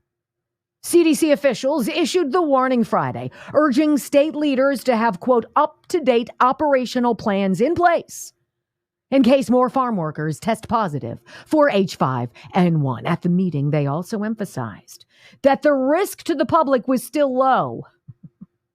Contradicting ourselves, but said health officials should be prepared for the potential of more cases. Now, this is interesting to me because you're thinking, wow, the CDC's getting involved. They're doing all these things. They're convening. Like, who convenes? They're convening to talk about, got to get ready. Be ready, health agencies. Well, this has got to be really bad. Like, what happens if you get this H5N1? Let's find out. Only one infection has been reported in a person in Texas so far. What?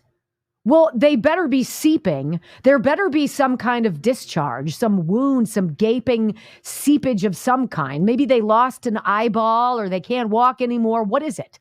I mean, if you're convening, it darn well better be important. Well, let's find out. Cattle on 16 farms across 7 states, mostly in Texas, have tested positive for the virus, with doctors now urged to test any farm worker for the disease who they suspect may have been infected. Well, how do you know? What happens? Well, apparently, there's some guy, the one guy on this Texas farm, he's got an eye infection. That's what they've got. He's got an infected eye. The one person infected with the virus has only one symptom, inflammation of the eye, and has been reported to be isolated and recovering well. Now, they bury that at the bottom of this when they're like, oh my gosh, we're convening. Everybody get together. And by the way, this is going to make all of you feel a whole lot better. They already have a vaccine ready for it. I know. Nobody's even sick. Some guy's got like dirt in his eye and they've put him in a bubble so he doesn't get infected by it or he doesn't hurt anybody else. Because that makes sense. Really? You guys feel the play? You getting played? How about this? AmericanWire.com. Well, thank goodness we've got the CDC to the rescue here, folks. Whew. CDC taking bird flu outbreak very seriously, has vaccine candidates ready to go as experts warn against eating runny yolks. Well, you just ruined my breakfast forever. What are you talking about? Some dude with pink eye on a farm in Texas, in a bubble being isolated, is the only person who's been infected. But we're told half of all human cases end in death. What? Which one is it? We don't know yet. But thank God, as they're mulling that over, they have some vaccine candidates ready to go. What would you do? Brock, I know we haven't used it in a while. I know there's a sounder out there where we should be ready to play what this is brought to you by. And I'm going to read a few paragraphs before we hit it. No? You ready? Well, just before we read this article, I think you should know it's being sponsored by someone. Is brought to you by Pfizer. CBS Health Watch sponsored by Pfizer. Anderson Cooper 360. Brought to you by Pfizer. ABC News Nightline. Brought to you by Pfizer. Making a difference. Brought to you by Pfizer. CNN Tonight. Brought to you by Pfizer. I want the royal wedding Pfizer. one. Friday night on Aaron Burnett. Give it to me. Brought to you by Pfizer. This Week with George Stephanopoulos is brought to you by Pfizer. This weather report brought to you by Pfizer. Today's countdown to the royal wedding is brought to you by Pfizer. And I'm sorry. This is serious. Some guy's got a hurt eye. Let's go. The CDC is taking a recent outbreak of the bird flu in America very seriously. Unfortunately, thanks to the agency's provably false fear porn peddling during the COVID-19 pandemic, I'm going to have to bookmark AmericanWireNews.com. Few others are taking it seriously. The concern over the possibility of another epidemic was raised after a Texas farm worker, quote, became the second American ever to be infected with the H5N1 strain this week after catching it from an infected cow. Also the first time bird flu has been found in cattle. The CDC says the risk to humans from the H5N1 flu that's driving this outbreak is low. NPR, they're about to get eviscerated. Ari Shapiro told CDC Director Mandy Cohen on Wednesday. Right now, it appears that the 2 cases in humans were from contact with sick animals. Do you have any reason to believe that humans could pass this on to each other? So we've never seen a case of human-to-human spread of avian flu here in the United States. And the version of avian flu that we're seeing in cattle and this one in a human case is the same strain that we've previously seen in birds. We've never seen the spread human-to-human before. But we've got a vaccine. Ew. Look, the grift called the COVID vaccine, right? For a virus that I'm pretty sure if we were to drill down on it and identify really who had it, not the inflated numbers and not the media hyperventilating into their microphones and not all the propaganda and not medical examiners being told to change how they write down causes of death. If everything was stripped away and we looked at the cold, hard, unmolested data, we would see it was a seasonal flu. It was the flu. People got the flu. People always get the flu. People die from the flu. This was a flu, basically. And they created how many more billionaires? The CEOs of Pfizer and all these other companies, right? A vaccine. They are ready to go for you, ladies and gentlemen. So as they float these test balloons above you, and you look up, and you're like, what's that? And your government says, I don't see anything. There's nothing going on. And you're like, no, I'm pretty sure I see that. Do know that you are part of an experiment.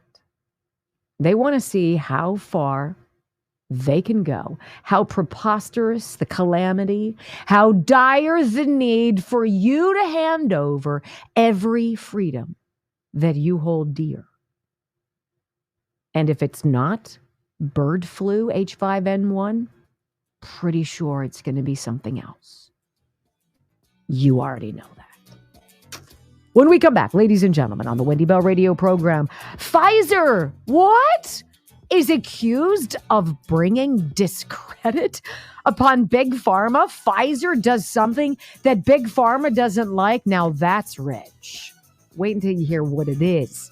Next on the Wendy Bell Radio Network. Are we not going to get 3K before 11? I can't be concerned with such things. I will take Riley Gaines. You can have Riley Gaines. I love the fact that she tells people to go to the train station. Hey, sponsor J6.com, you guys. Sponsor J6.com. It's a very basic thing. It's money directly to the January 6 hostages who've been thrown away, who've been politically persecuted, who are prisoners of the federal government, who have been beaten and abused, who have spent life years collectively in solitary confinement for daring to show up at the Capitol that day and being caught up in a vortex of suck. We can float them a few bucks once a month, whatever the amount you want, by going to sponsorj6.com. And this is the money, like we've told you, that goes to their commissary. It goes to their ability to buy flavor of the outside world, gum, chips, whatever it is, to buy products to groom themselves and stay clean, and to be able to buy phone time to dial out to the people that they love. That's what this money goes toward. And there are hundreds who've already been helped. hundreds more who need it. And that is what sponsorj6.com is all about. So thank you for helping us with that. Brock just punched me in the gut by saying we still didn't hit it. Someone said Catherine Harridge. That's what Wendy's I would already claimed her as a girlfriend. Yeah. She's up there. Yeah, I mean, I would definitely claim her. Can we get 50 people, please? I can do the. Oh my gosh, drops. $50 for the J6 fund. $50 drops. You're very sweet. That means a lot. Thank you so much. What 50 rumbles? Yeah, that's all we need. If we could get to the rumbles, drops. Thank you. I know, right? Drops is a sweetie. Someday I'm going to meet all you guys, and you're going to be like, I'm Drops. I'm salty. And I'll be like, oh. Well, How's Ultra doing, by the way? Has anybody heard? He's in pain today, he said. Oh, he's in pain? Yeah. Well, I think getting in a car accident and having surgery, isn't that what happened? Yeah. He was No, I think he got hit by a car. I guess it's a car accident. He got hit by a car. All right. That sucks.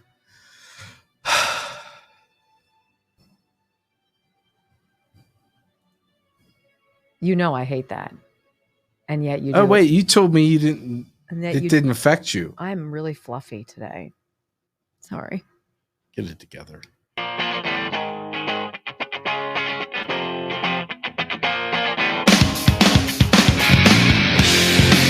In the race to the bottom, it's funny how scumbags point fingers, claiming other people are scummier than they are. It would be funny if it wasn't so disastrous. The hold that Big Pharma has on everything, from colleges and universities to medicine, science, the medical field in general, to journalism, all of it. It is so ubiquitous and so disappointingly corrupt. You know, I remember when I was a journalist on local television, and we couldn't even have even the remotest hint of impropriety or a conflict of interest in things.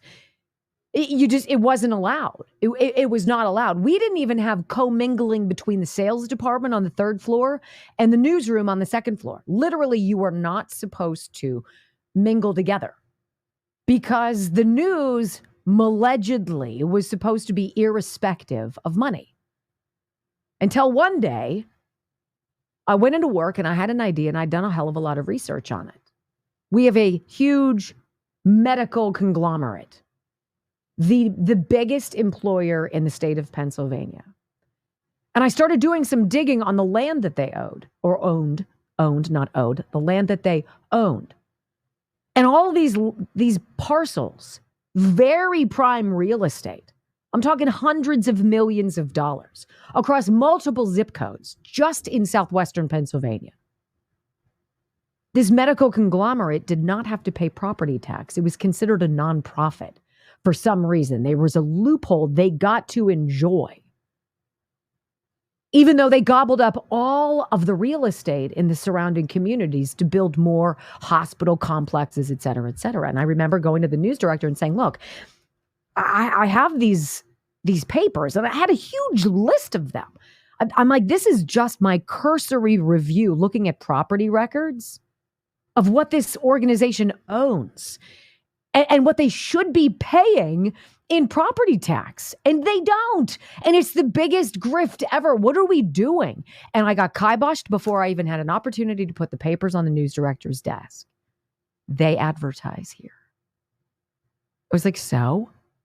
No. See, you don't understand. They're the biggest advertiser here. They're bigger than the Ford dealership. They're bigger than the window guy. They're bigger than all of them. There is no way you're going to be able to do that story. Ew! That's when I knew that delineation between the 3rd floor and the 2nd floor was an awful lot of show. So this story from Yahoo News. Pfizer accused of bringing discredit on pharmaceutical industry after COVID social media posts. This is curious to me. What are you talking about? We're not going to say Pfizer's responsible for pushing out products that suck, that they knew were terrible for Americans, that they knew killed people, that they knew caused women to miscarry their babies, that they knew were only tested on 44 pregnant rats, not even on pregnant human beings. We're not going to go after them for that. The fraud of the century? We're going to say, yeah, they put out some social media posts that really weren't all that nice. Got it. Pfizer's been accused by the UK's pharmaceutical watchdog. It's never American, of course, because we are feckless. Accused by the UK's pharmaceutical watchdog of bringing discredit on the industry. Because the pharma industry is so highly reputable. I love those people. They're fantastic. I mean, they're so charitable. They do everything just because they care about us being healthy and well, said no one ever. Apparently, after senior executives at Pfizer used social media to promote an unlicensed COVID vaccine. How dare they? The company's been found to have breached the regulatory code 5 times, which also includes making misleading claims, failing to maintain high standards, and promoting unlicensed medicines. But, as the CDC is convening to discuss this bird flu thing, thank God we've got Pfizer all over this new vaccine, because I'm sure it's safe and effective, of course. A ruling by the pharmaceutical watchdog, the Prescription Medicines Code of Practice Authority, relates to a complaint about a message posted on Twitter in November 2020 by senior Pfizer employees. The complaint raised concern about Pfizer's, quote, misuse of social media to misleadingly and illegally promote their COVID vaccine, according to the ruling. They claimed that such misbehavior on social media was even more widespread than they had thought and extended right to the top of their UK operation. Isn't it so rich that some watchdog group is going to scratch the surface and say, you know what? Pfizer shouldn't have said that on Twitter. That was wrong, and we're going to go after them. But with the whole, I'm sorry, this bad batch is linked to how many deaths of people in the same place, and we're not going to investigate?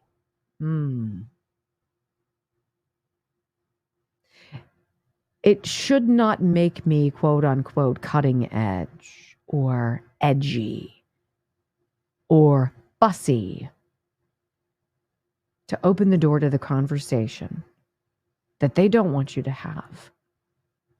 What did they know? When did they know it? And why did they do it anyway? To make money. To get rich. And they didn't care who they hurt along the way. Scratching the surface, these silly little investigations do not much of anything. The real conversation is the one Senator Rand Paul has been stonewalled and slow walked for the better part of 4 years. When we come back, hour number 3, ladies and gentlemen, of the Wendy Bell radio program, CNN sits down with a panel of young black voters and finds out why they will not vote for Joe Biden. It ain't why you think. All right, I got it for you next.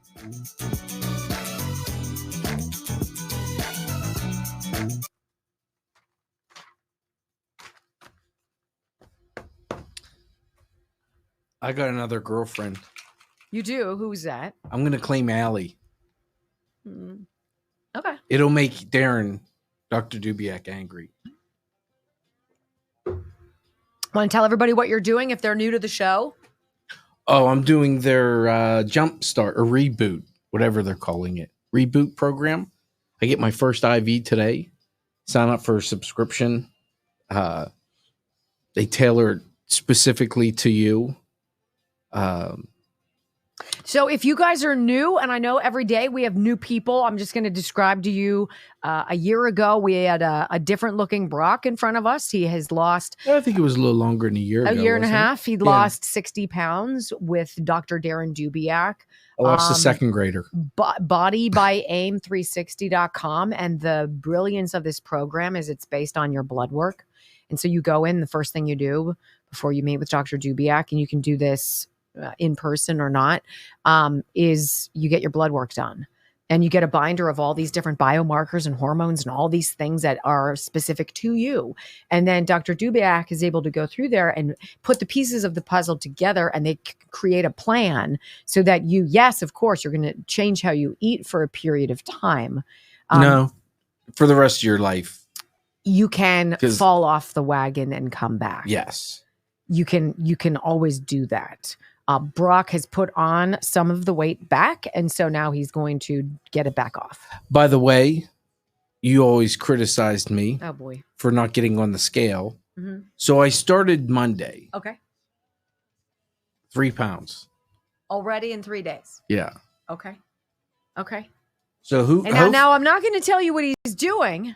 Hopefully the IV helps today, because they have different IVs that I like. They have like a weight loss IV, but they'll put in the nutrients that you need. Like, I'm sure mine's going to have vitamin D in it. Yeah. Because I'm severely deficient. But what I liked was I found out I was pre-diabetic, and instead of taking Pfizer's drug, oh boy. Go ahead. It's just been bothering Dr. me. Dubiak got me to the point that I was not any longer. So I don't like taking pills. No, I don't either. But on that thing, they're doing a subscription based that you can tailor it directly to what you need, which is pretty cool. I don't need to take the whole program again.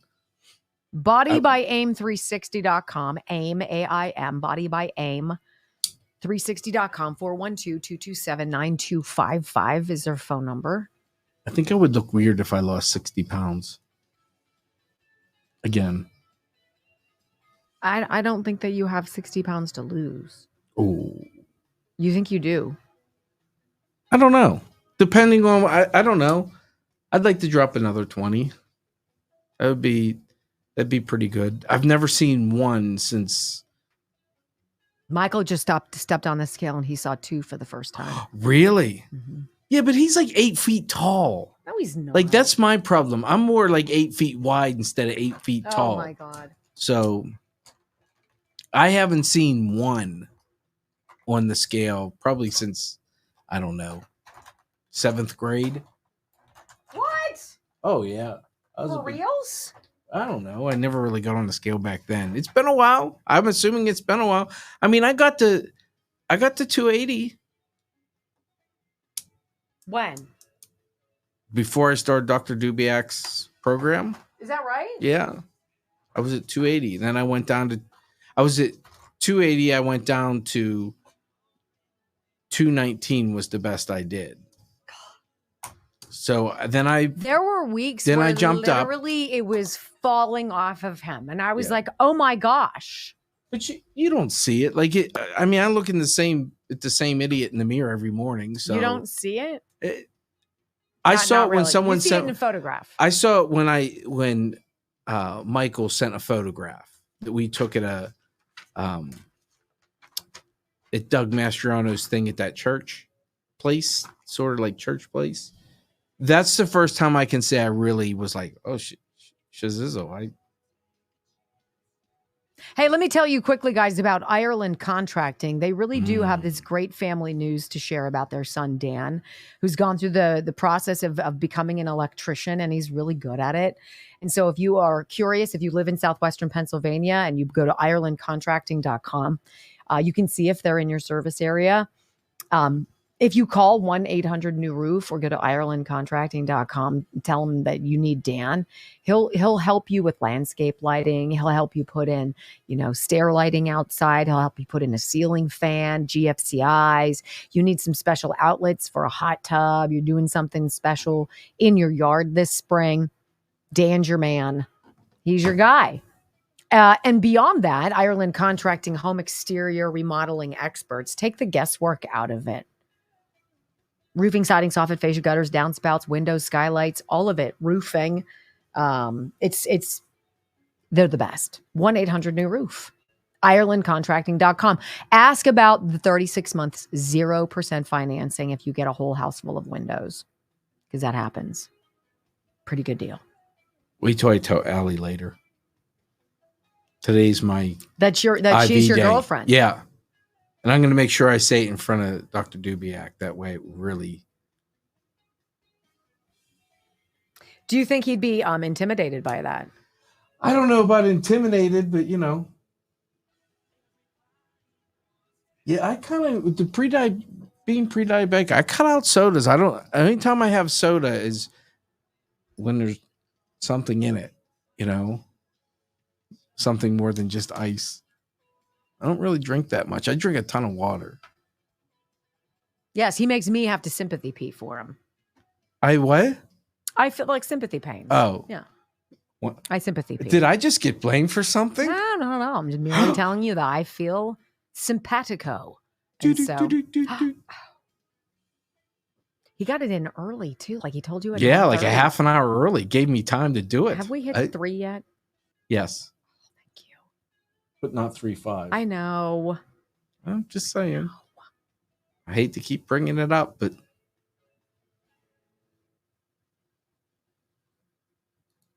Five, 4, 3, 2, 1. Wendy Bell. Inspiring solutions to save America, one show at a time. Are you ready to get on board? Space is exciting. You're gonna literally see the craters on the moon with your own eye. Sometimes you need to take the opportunity just to come out and see a full moon is that complete rounded circle, which is made up mostly of gases. With science. And that's why the question is why or how could we as humans live on the moon? Are the gases such that we could do that? Science! Attacks on me, quite frankly, are attacks on science. The sun is a mighty powerful heat. It is almost impossible to go near the sun. Blinded with science. The moon is more manageable. Space, it affects us all. And it connects us all. It's got 3 hours of gold, truth, and excellence. You've just signed up for the WBR Army. Welcome aboard. This is the Wendy Bell radio program.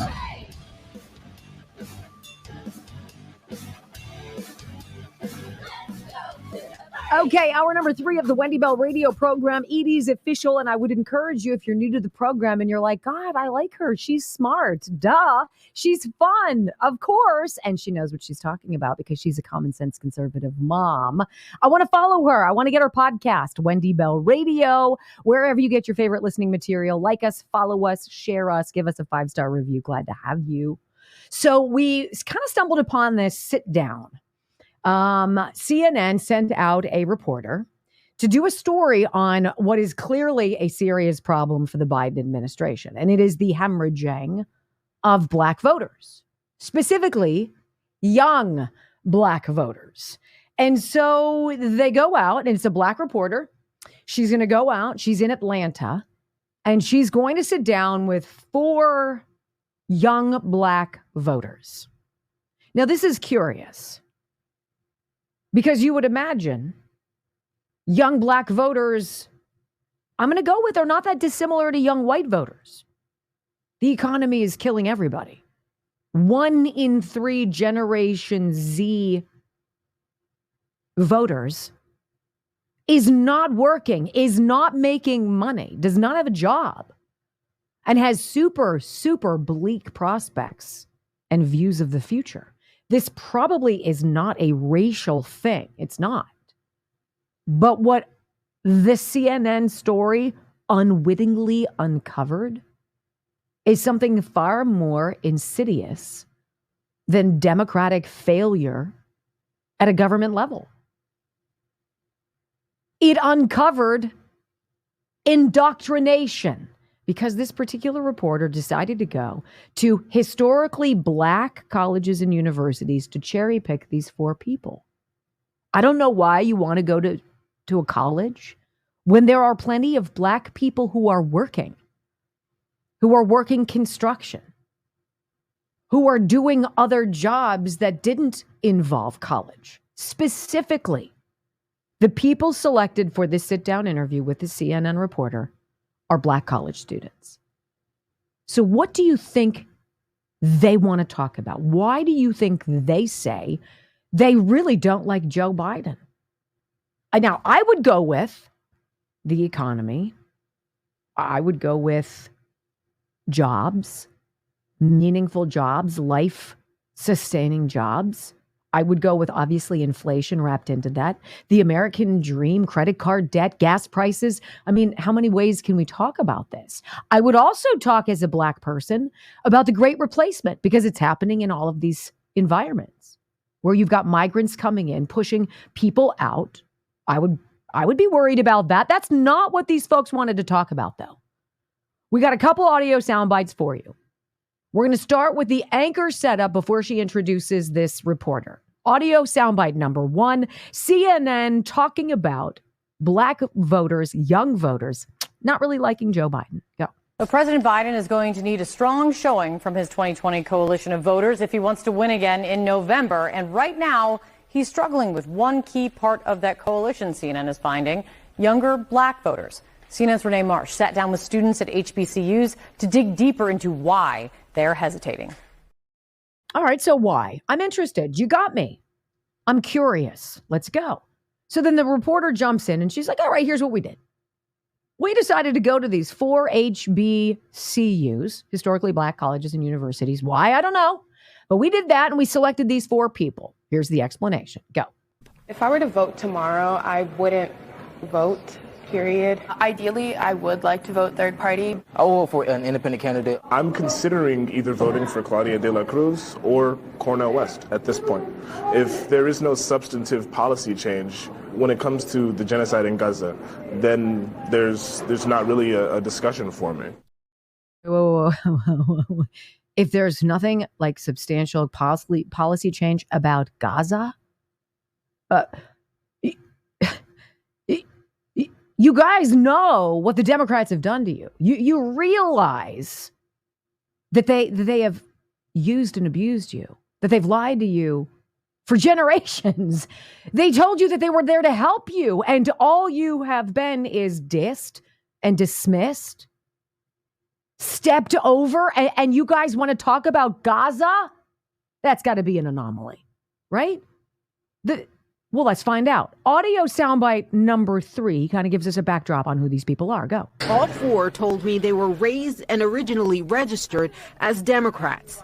But this year, the president's handling of the Israel-Gaza war has turned them away. I think what Biden has done in aiding and abetting in a genocide is just something I cannot stand for. You're willing to withhold your vote in the presidential election unless there is a ceasefire. Yes. And it's implemented. Yes. Not voting could mean Donald Trump gets into office. Do you think he'll be better on Gaza? Trump would probably say flatten Gaza and make it into a golf course. I have absolutely no faith in him. Well, now that's a product of bad education. They're not learning at college about history. They're not learning about science, apparently. They're being told that the number one overarching issue that, by golly, we all have to have our pants on fire about is Gaza. And what happened?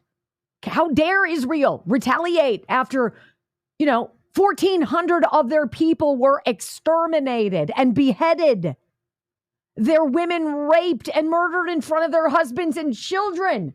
And they've been brainwashed into believing that Gaza is the number one issue, turning them off to Joe Biden. It's not the economy. It's not gas prices. It's not jobs. It's not migrants replacing him. It's this. Yes, it's this. And Donald Trump, he'd probably just want to put a golf course over there.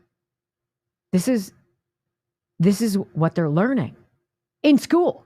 And so the reporter goes on, well, wait a minute. You realize that you have a role here. Because if you don't vote for Joe Biden, aren't you essentially giving your vote to Donald Trump? And we so don't want to do that. Audio soundbite 4.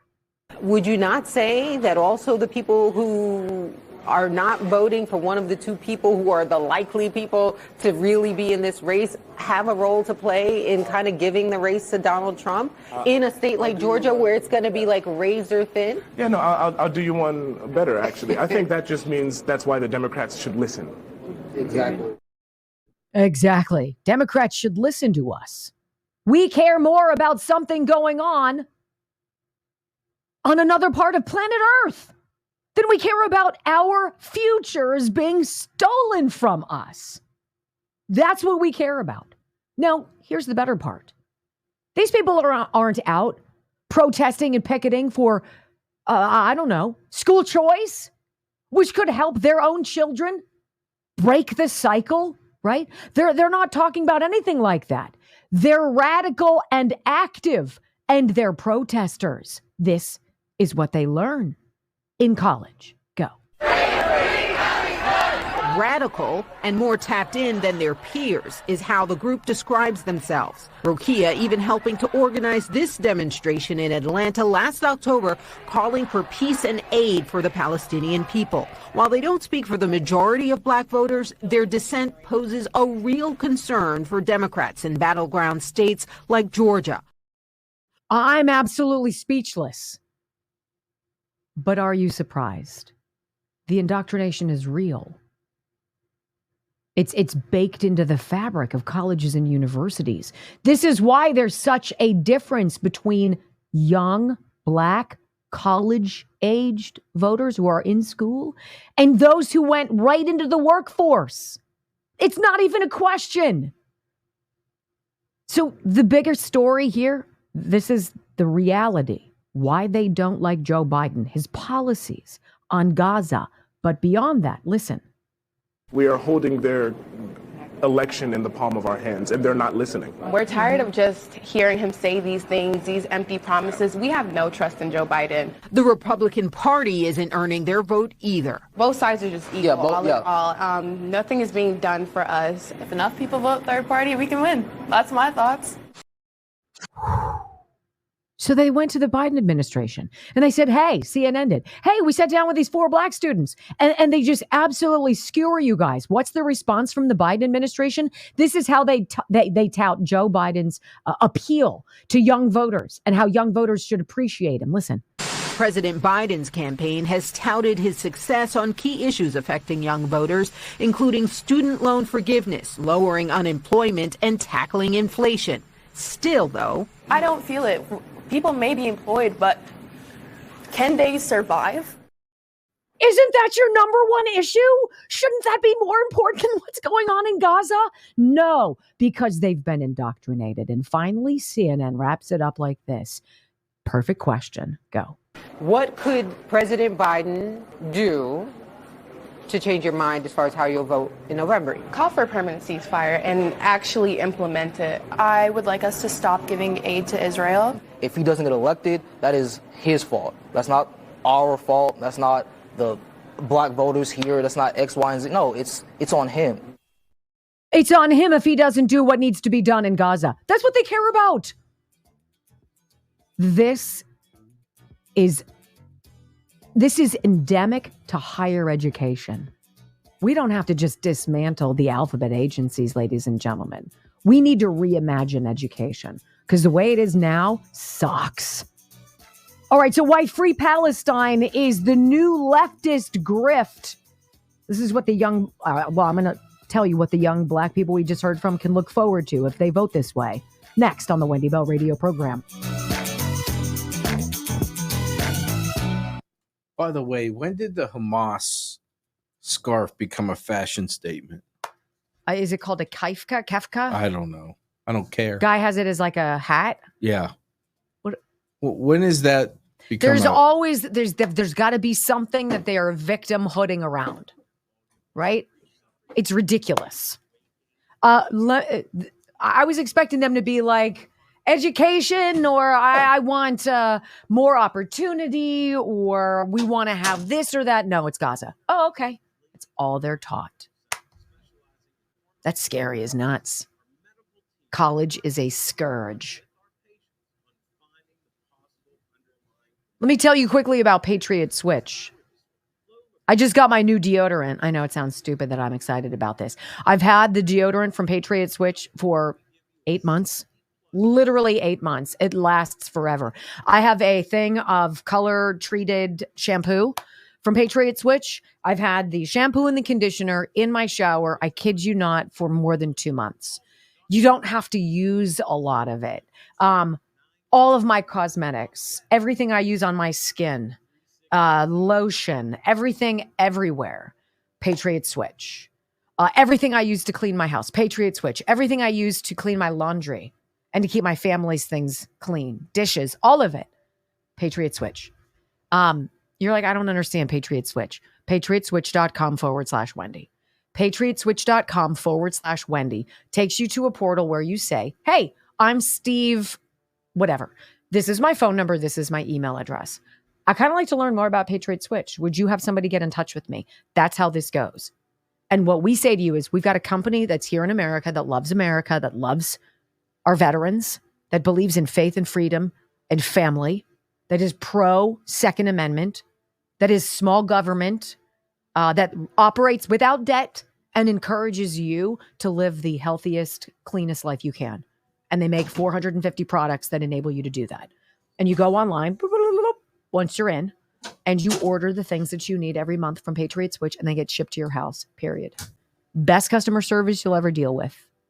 If you're ready, not just to switch a couple things, but literally to switch how you buy stuff, PatriotSwitch.com/Wendy.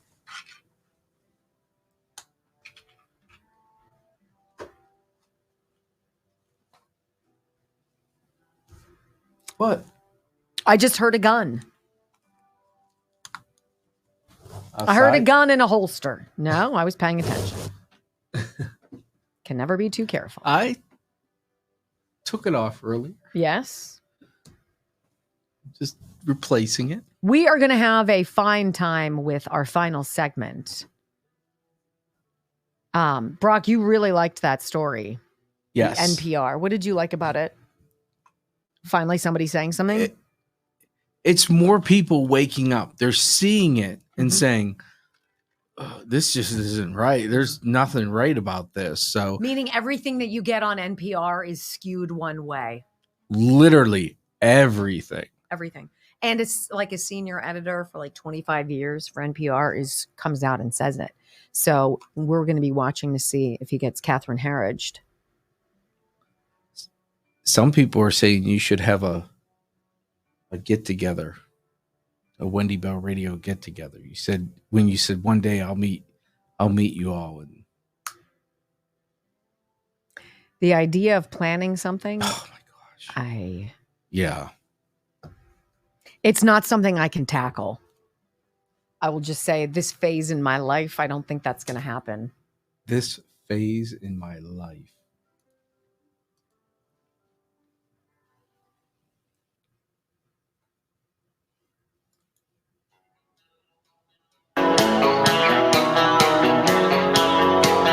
It was so interesting listening to that CNN sit down. Now, we cut things up to provide little snippets for you. The whole sit down interview is something to the effect of maybe 5 or 6 minutes. And if you listen to it in its entirety peripherally and you're not really paying attention to it, you can just hear voices. But when you hear that they all go back, the 4 black students all go back to the conflict in Gaza. Gaza. How is it possible that there is more support for Hamas that beheaded people, that paraded women's bodies around, that mutilated their corpses, that set people on fire? The depravity there. How is it possible that so many people can be brainwashed into thinking Hamas was nothing more than a cornered animal that fought back? That's not fighting back. It's called evil. And these people are brainwashed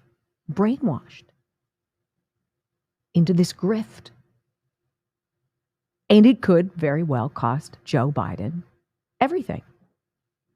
Well, those students that we just heard from CNN, if they'd like to continue on this path, maybe post-graduation, they'd be so lucky to graduate into the auspices of these ne'er-do-wells who decided to invade the U.S. Capitol complex and the cafeteria used by the Senate with demands. How do you get involved? How do you get inside, first of all?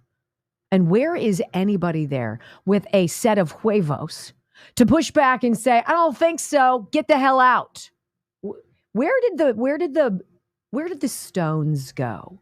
Where did everybody become a sniveling bystander? Breitbart with the story. Anti-Israel protesters shut down Senate cafeteria. Because that makes sense. Because this is all that matters. A group of anti-Israel protesters calling for Congress to support a ceasefire and to end military aid to Israel shut down the Senate cafeteria. The group called Christians for a Free Palestine. How do you do that? How do you wrap Christian? We believe in God. We're do-gooders. We believe in helping others, right? We're based in our love of God.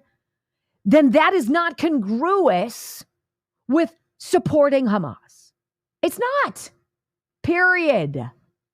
Because Palestine elects Hamas leadership.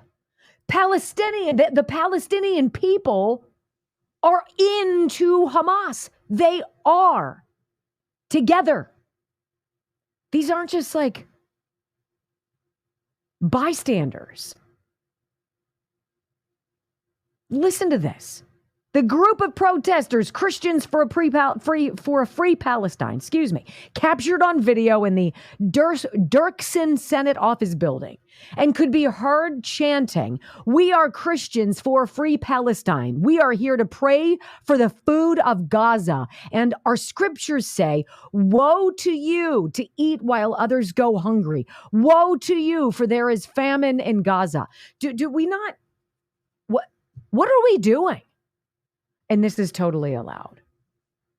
Congress and their staff will not eat today, the protesters can be heard saying in one video, until Gaza eats. You have brainwashed, or you're watching, the gradual brainwashing of a generation of young people to turn free-thinking individuals who are singularly unique and intelligent in their own ways, and literally brainwashing them to be the advocates of a new victim class. And that's all they can do. The protests came as the people of Gaza face mass famine as fighting, but war sucks. Everybody says we shouldn't do war anymore. War. Then why does the United States give so much to Hamas? Why did the United States give billions of dollars in stuff and aid to the Taliban? Why are we providing billions of dollars to Iran? Why are we doing this? That's the greater question I have. Well, if you ask NPR, you're going to get a very one-sided story there, my friends. Have you seen this blockbuster interview? Bari Weiss, independent journalist, sitting down with a gentleman who's like a 25-year senior editor at NPR. And the guy says, oh my gosh, we are beyond unfair and imbalanced. You might just hit the floor with this one. I've got it all broken up next on the Wendy Bell Radio Network.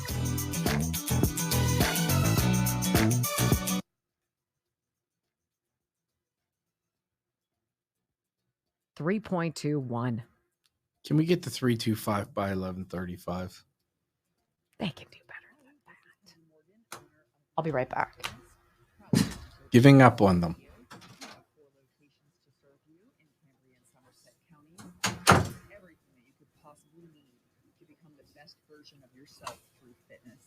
check us out at moregamesfitness.com. These kids are so stupid. It doesn't even matter which side you fall on. I know there's some people that fall on, though, we shouldn't give aid to Israel. And that's fine. But like Donald Trump said when Caitlin Collins asked him about the Ukraine war, and he's just like, can't people just stop killing each other? Or let's not even be the people that are the police of the world. You know, they want to do it, let them do it.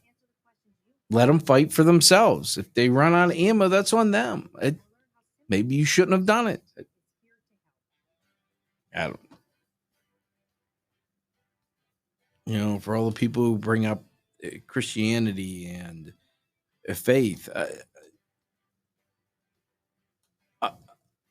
I don't know. I don't think war is necessary in a lot of things we do. I think we create problems, and a lot of times our solutions only cause more problems. But I look at Israel and Gaza, the Palestinians, is they don't even feel they should exist. So, like, how do you combat that? If you're Israel, what do you do when they say you don't exist? And that's why these college kids are so in mind, if you know what I mean. You're advocating for people who say other people should not even exist. The stupidity blows my mind. Who's saying we shouldn't exist? I say these college kids that are advocating for Palestinians don't even think Jews should survive. Like, they should exist. And it's just like you're siding with the people who want to exterminate, logically, who want to exterminate other people because they're being killed. I don't get the logic behind it. I don't get where killing on one side is condoned, but the other side is just hands off. I think even beyond that, how many of these people, if they actually were in Palestine, would be murdered? Because it's not not a tolerant people. It's those idiots that LGBT for Palestine. Yeah. Dude, they throw you people off the Roof. rooftops. Yep. You know, like you're really fighting for people who hate you. Mm-hmm. But you hate MAGA people. Mm-hmm. They're the problem. The white Christian male is the problem. No, your problem is you're stupid. Because I'm a white Christian male. They didn't do their own investigating. No. And I don't, as dumb as you are, I don't hate you. I think you're dumb. And I sit here and go, wow. But to advocate for someone to put violence on a group is just, to me, absurd. Am I against the books and the cross-dressers or whatever they're called for drag queen bingos and drag queen story times? Yes. I think it's ridiculous, but I'm not advocating for someone to come punch you in the face or exterminate you. That's MAGA. Yeah.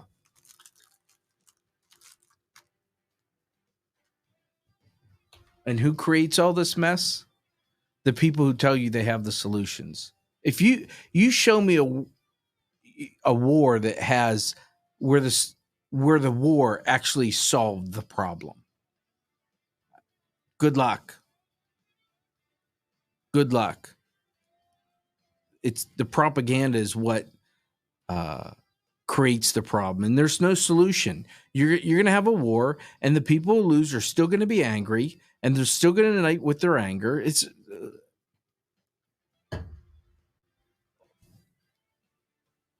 I don't disagree. Yeah.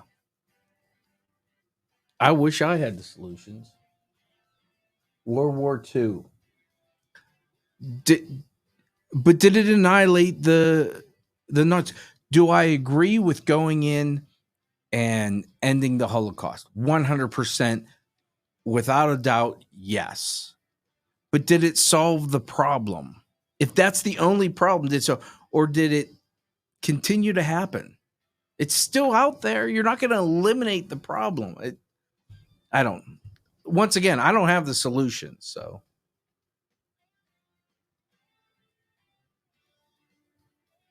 Do you feel better? no. I don't either. I know. These bars from Patriot Switch, by the way. Holy mackerel. No, I didn't want any. Thanks. You have legs. How do you like me now?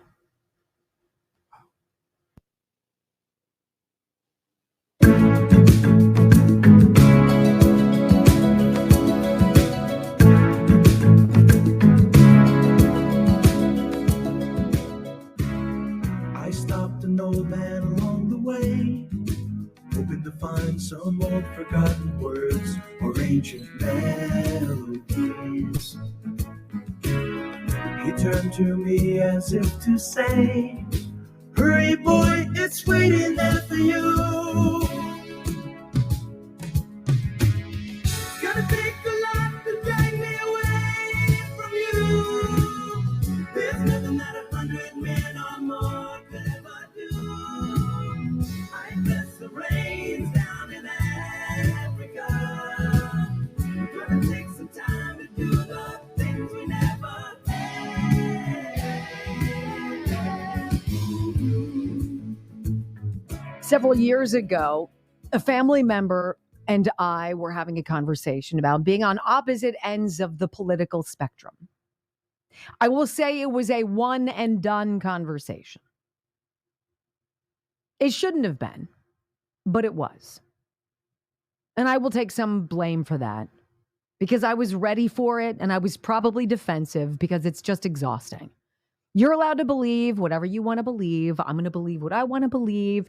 And we really don't need to meet in the middle on those beliefs because politics shouldn't rule our lives. We should be able to talk about our families, reminisce, maybe plan to get together sometime in the future. But this individual wanted to talk about my individual news sources. Where do you get your information? And I said, I really all over the place. CNN, Politico, Axios, the Wall Street Journal, New York Times, Fox News, Newsmax, all these different places. And she said, well, it's interesting. I found this graph that shows all of the media out there that's available in the United States. And they put it on this kind of continuum, left to right. So you had the far left things over here. You had the far right things over here, if there really are far right things. And then you had this sort of sweet spot in the middle. And it seemed like the majority of the publications that were in this article, this continuum, this spectrum of coverage, most of the things were in the middle. And she had said, I get a lot of my news from NPR. And I'm like, and she's like, what? Look at the continuum. Look at how it says it's moderate. I'm like, come on, man. There ain't nothing moderate about NPR. And she was very upset at me that I would possibly mock that NPR wasn't anything other than objective. And I was like, I'm sorry, but NPR sucks. It's very political. It's one way. It's not fair. It is what it is. Oh, and that devolved into something else. And we moved along and didn't talk about it again.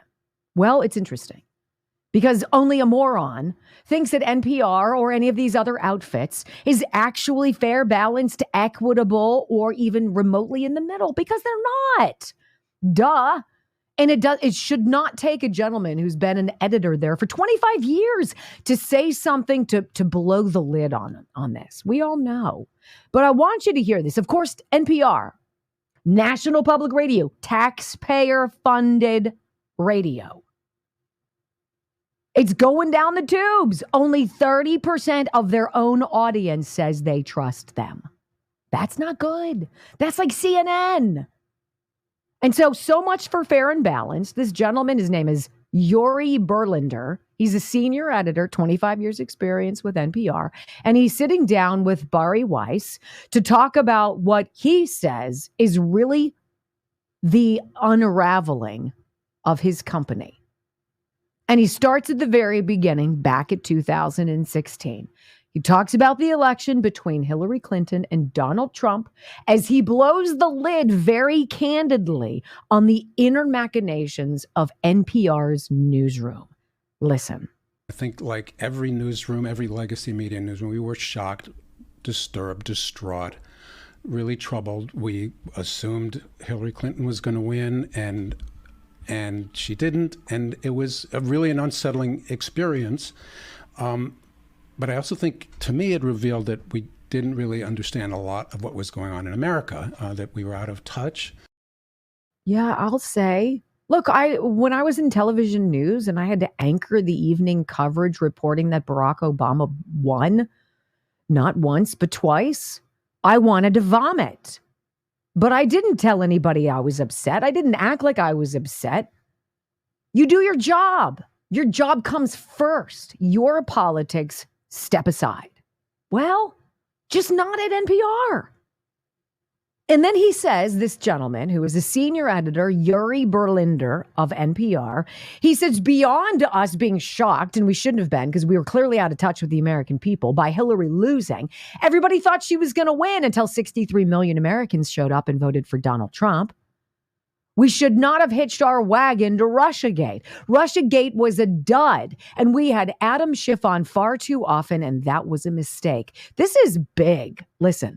After a while, we started covering Trump in a way that like a lot of the legacy news organizations, that we were trying to damage his presidency, to even find anything we could to harm him. And I think what we latched on to was Russia collusion, like a lot of news organizations, which was, as I write, sort of catnip, although it was just rumors and a lot of it based on pretty shoddy documents. We really latched on to Adam Schiff. He was like our muse to the Trump collusion story. We had him on constantly. And then the Mueller report came out and no collusion.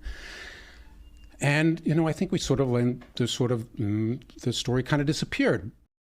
Yeah, we let the story disappear. We also didn't cover, the Steele dossier, Fusion GPS, Hillary Clinton's campaign, the wiretapping, all that. We really weren't all that interested. We just kind of let all of that Russiagate stuff go away because it was a lie. And then he says, beyond that, we tried to kill the lab leak story. We didn't cover that. We did anything we could do to damage Donald Trump. Go. It's a pretty big thing to say that America is infected with systemic racism.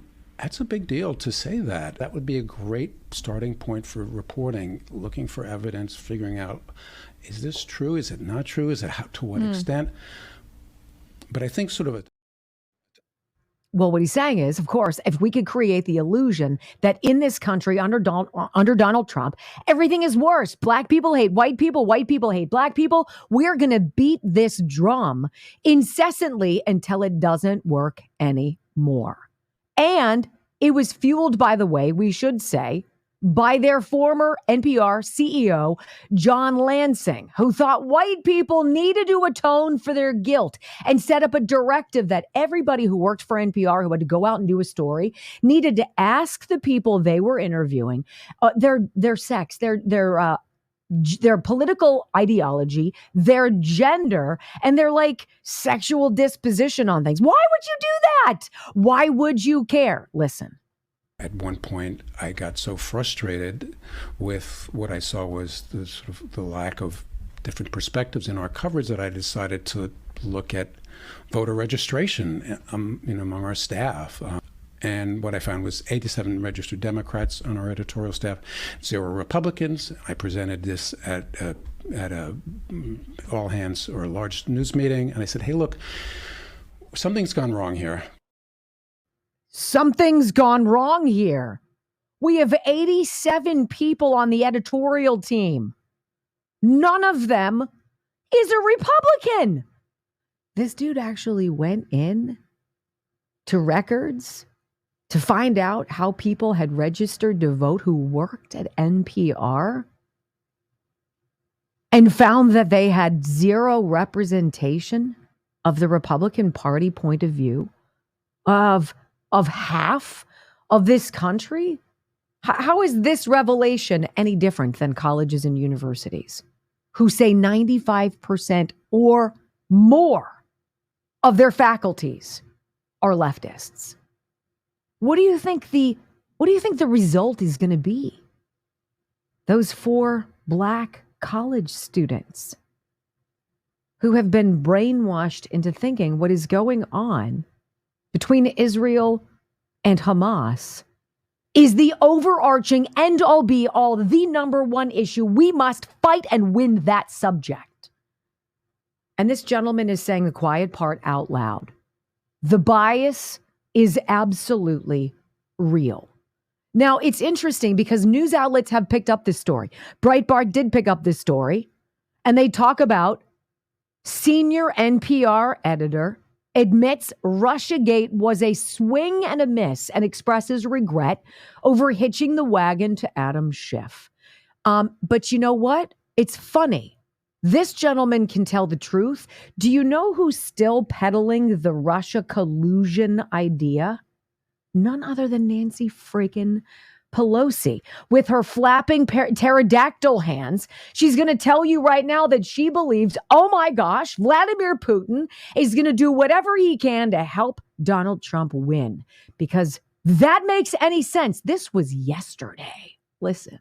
So who benefits from it? Donald Trump. Who benefits from Donald Trump? Putin. There's, in my view, a connection there. In her view, there's a connection there. This is my exhaustion with hearing from Rand Paul that 15 federal agencies in these United States knew 2 years before COVID that the Wuhan Institute of Virology was fiddling with the coronavirus, that they wanted to make it deadlier. And they said nothing when COVID, quote unquote, broke out in a once-in-a-lifetime global pandemic. That's unacceptable to me. The whole Russia collusion nonsense, the impeachment 1, impeachment 2, these indictments, the stupid 91 criminal charges. They choose all the wrong people, all the wrong storylines, and they've chosen the wrong villain. Because what CNN did not report to you in that the black students talking about why they won't vote for Joe Biden. The real story should be why the young Generation Z black voters who haven't gone to college, why they're selecting Donald Trump, what they see in conservative values, and why they are leading that way. Why is that? All of the propaganda, all of the nonsense, all of the bias from NPR, even when they come out after the fact and admit, yeah, we kind of suck. We already knew that. Enough people are listening, ladies and gentlemen. The Great Awakening is real. All right, quick timeout. When we come back, tracking the trajectory of another terrible progressive idea that has just officially crashed and burned. I'll tell you what it is next on the Wendy Bell Radio Network.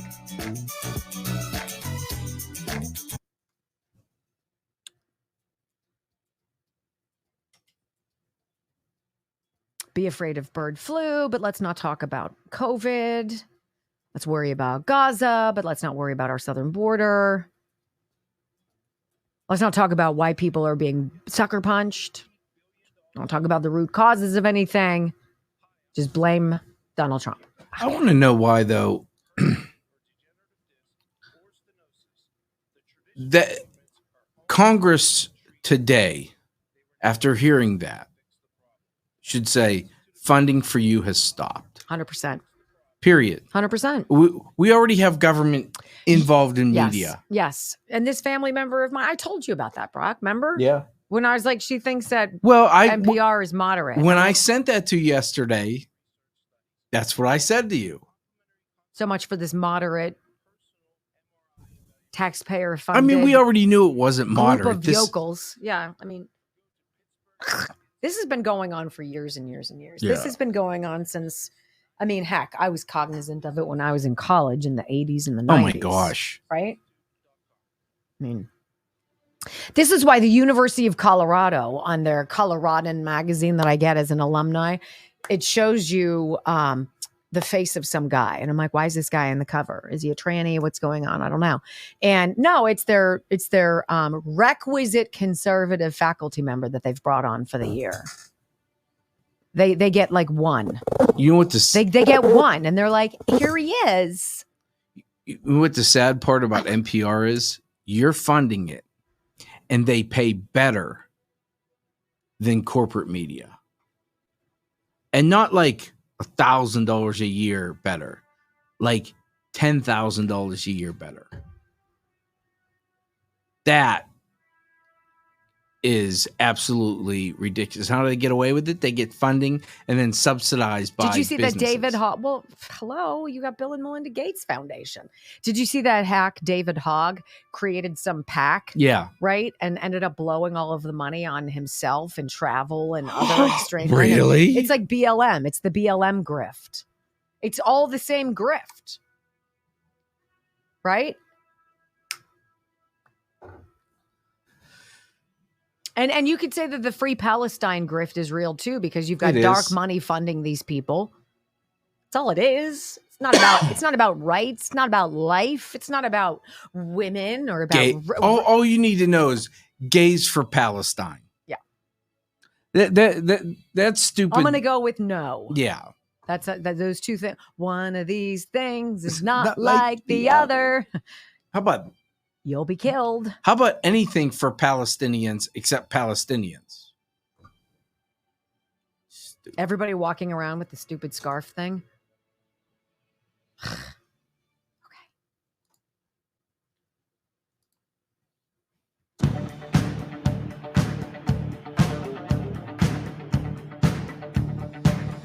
I think it's kind of interesting to note the time elapsed from really crappy idea to roll out, lousy execution, and crash and burn, right?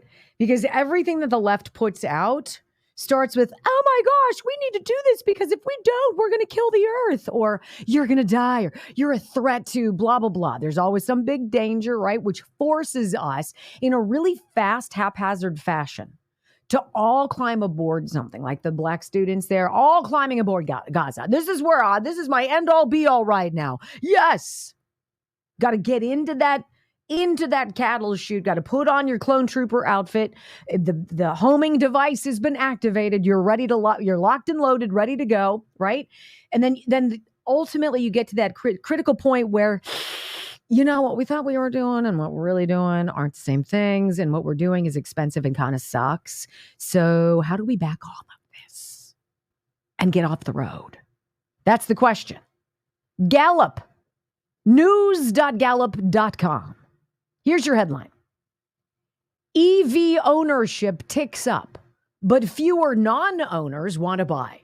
All right, so you've got this negligible boop of people who have gone out and they've bought, I always want to say they've bought an electric vehicle. However, the number of people who say they plan to in the future by the same degree has ticked down. So we're sort of at this weird impasse. But the story gets kind of interesting. 7% of Americans, up from 4% a year ago, report that they own an electric vehicle. 7%. Isn't that a remarkably low number for the amount of electric charging stations these people have put out? Have you guys gone by one of your local universities? That's what I call these monster gas stations that are all service. We have them. It's called Sheets. We call them Sheets Universities because they are massive complexes, right? And you've got like 15 different charging stations, and there's like one guy in a Tesla standing outside waiting for his car to charge. And we drive by and I'm like, I just fail to see the allure of this. What are we doing? Well, not much, apparently, quickly. Fewer Americans, 35%, this is down from 43% in 2023, say that they might consider buying an EV in the future. But this is the interesting thing. What do we know? Electric vehicles cost more. Electric vehicles cost more to maintain. Electric vehicles have more issues than regular vehicles. It's hard to drive an electric vehicle very far because you're, of course, dependent upon plugging in somewhere. And we certainly don't have the infrastructure for that. And even though these companies have tried to do their virtue signaling woke DEI dance, oh, we're going to go all electric, says Volvo, in 2035, right? Oh, Jeep says, forget Jeep gas guzzlers. We're going to do plug-ins. Really? It ain't working. Nobody's buying because the idea was stupid. It was stupid. Overall, less than half of adults, 44%, now say they're either seriously considering or might considering buying an EV, down from 55% last year. So we've crested the suck continuum and we're coming down the other side like a bell curve. What do you think about the people who are most likely to want to buy an electric vehicle or who already have it? All right, you already know the answer. You ready? Upper income Americans are the subgroup most likely to own an EV. Why ever would that be? Because they're freaking expensive, with 14% doing so, up from 6% last year. So wealthy people, they buy it hook, line, and sinker. The relationship may affect the much higher purchase price of EVs compared with tradition. You think? You think maybe it's unaffordable for a lot of people? Duh. Even Gallup is mental here.